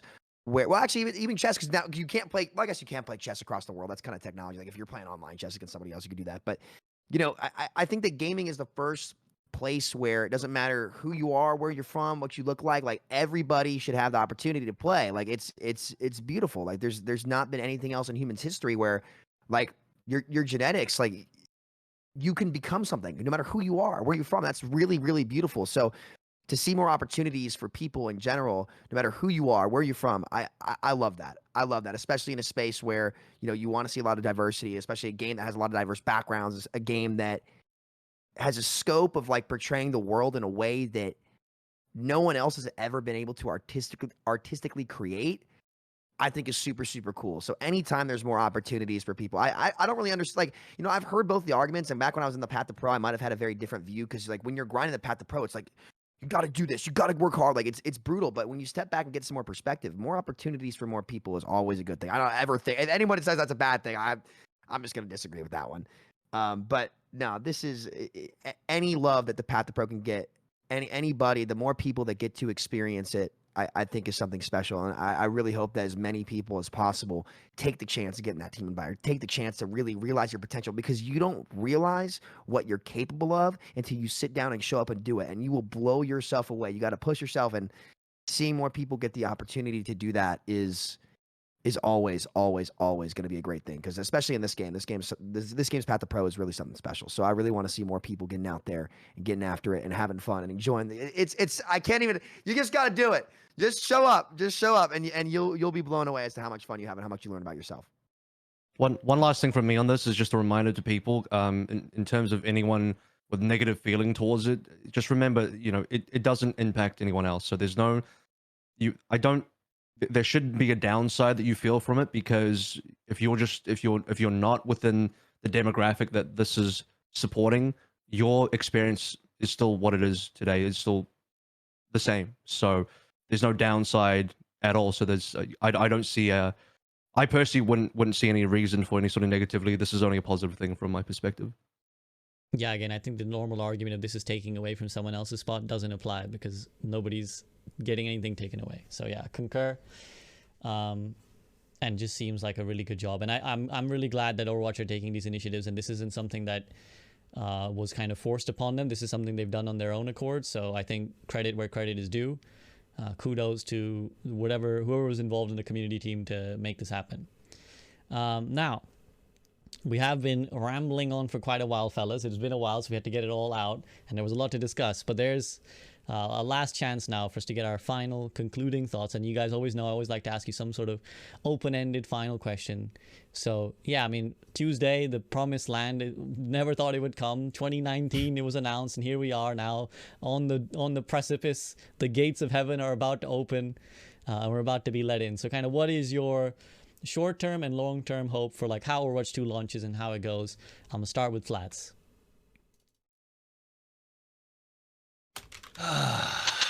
My short-term hope is that the commitment truly is there. I know that the team has very high hopes for the game, and a lot of people were very concerned about like the marketing of the game. They're like, "Why are we not seeing any marketing? Why are we not seeing any marketing?" Well, I mean, it's clearly started to ramp up. If you haven't been looking in the last few days, I would assume and expect you see a lot of big streamers playing it. I bet they go the route of like Apex, where they pay a bunch of big streamers to play the game to see what it's like, and show it off to more people and to get more eyes on it. I hope they're going all out and they want it to be like a big success, and not just on the first day or the first week. Like it continues on for weeks. Like it's gonna take a while, I think, to get the average consumer to trust Overwatch or to trust this game again. I think the hate clickbait articles is actually like a good indicator of that, where it's cool to just that's the cool thing at the moment. Kick Blizzard. That's the cool thing, because unfortunately Overwatch and Team 4 has been lumped in with the other terrible shit that's happened at Activision Blizzard, even though they had nothing to do with it. They're just part of the same company. They're a separate team. They work separately, and they've been lumped in with the rest and kicked like the rest. So I think it's going to take a long time to build faith with the overall greater gaming community, and it's going to take a long time. It's going to take a lot of pushing.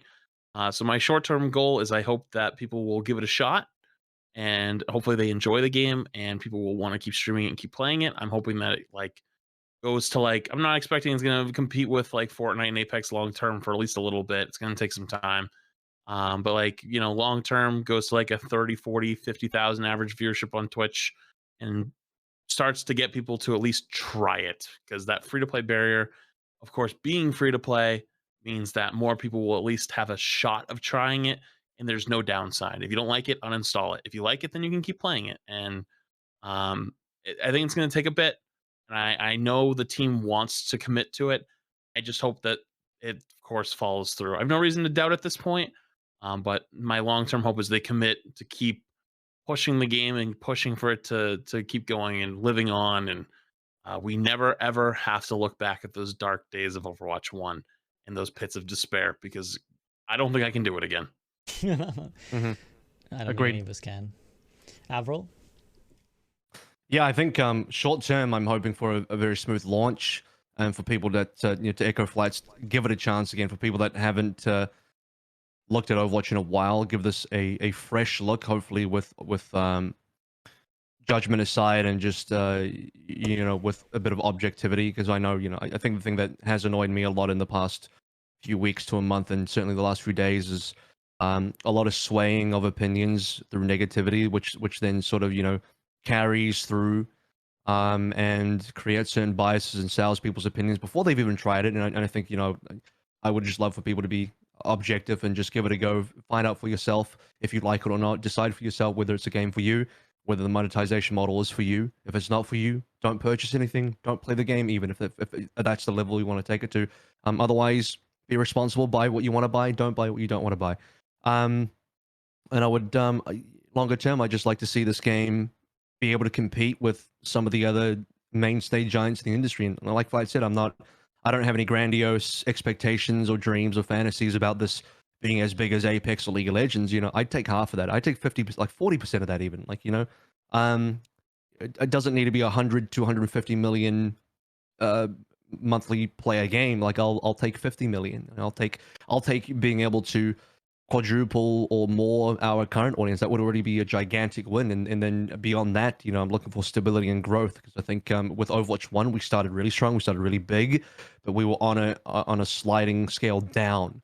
I remember on a previous episode, Sam kind of looked at a statistic where it's like interest in Overwatch going down over time, whereas typically for a game like this, it should be interest going up over time. That was quite a weird phenomenon surrounding Overwatch. And so I'd like to just see us trend up, and we don't even need to. I think we will start reasonably large. At least it's the hope with the release. But when that market corrects and sort of the initial hype dies down, and we get the committed players, I'd like to see us, go from that gigantic hype, market correct to where we're supposed to be, and then slowly grow from there. As long as I'm seeing growth, I'm happy. As long as I'm seeing like an upward trajectory of any kind, that's how I know things are at least in the right direction. Because I have faith in the devs that they are handling the game and moving it into the correct direction now. That's kind of where my faith comes from. Sure, I get paid by Blizzard, but I'm not stupid either. Like, I wouldn't hang around here if I didn't have to. If I felt like I had better options, and I've been around Valorant, I could be doing that game instead. I have contacts in that game. I could be jumping ship, but I have faith that we are moving in the right direction. And I want to see it through because I'm invested. I think we're all invested. I think we've all been part of this journey for a very long time.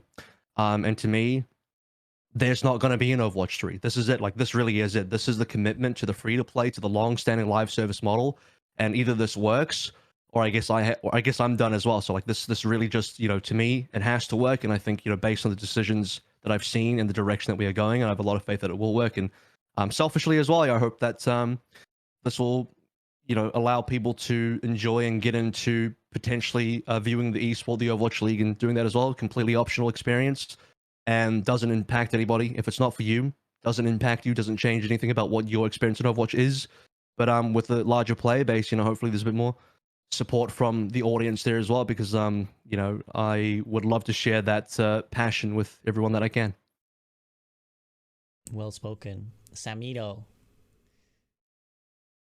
Man, it's like I blinked and 2 years went by. Like it's almost Didn't feel like that during him though. Didn't I feel don't like know that about during that one, him. dude. Like, I got dragged face down with like a cinder block on my. Never mind. It was brutal. It was brutal. I mean, look, me personally, I've put, the last 6 years of my life into this game, and, obviously this is my job at the time. And, I've had my share of ups and downs, mental implosions, great days, it all comes around. It's all part of the journey of life. As for Overwatch 2, I'm excited. Like this call's kind of brought my hype back. I was trying to weather the storm a little bit, keep my expectations middle, and like tell myself, hey, marathon not a sprint, get back into it, right? Because to be honest, like as a content creator of the game, I've felt pretty crushed for years, and that took a very, very huge, especially I'd say from back in the old Path to Pro days, like forcing myself to scrim brig, right? It was brutal, but I will say I actually am pretty optimistic for Overwatch 2 in the long term. I think that with years of learning and years of, steady, healthy updates, the game will get back to the place it deserves. And, I want a lot of people to understand this too. Like, you don't solve a couple years of unfortunate decisions overnight. And it is what it is. I think everyone's kind of put the water under the bridge and move forward as you always should in life, because nothing's ever going to be perfect. And I think that's what we're going to see with Overwatch 2. I think you're going to see a healthy recovery. I think, kind of like AVRL said, year over year, obviously you're going to see the big jump, the decline, and then hopefully like Valorant has in terms of at least search results, because we can't really tell them players. That's we'll have to see what happens when Microsoft comes over too. I want to see that steady increase. I think this game is the best shooter game to ever come out.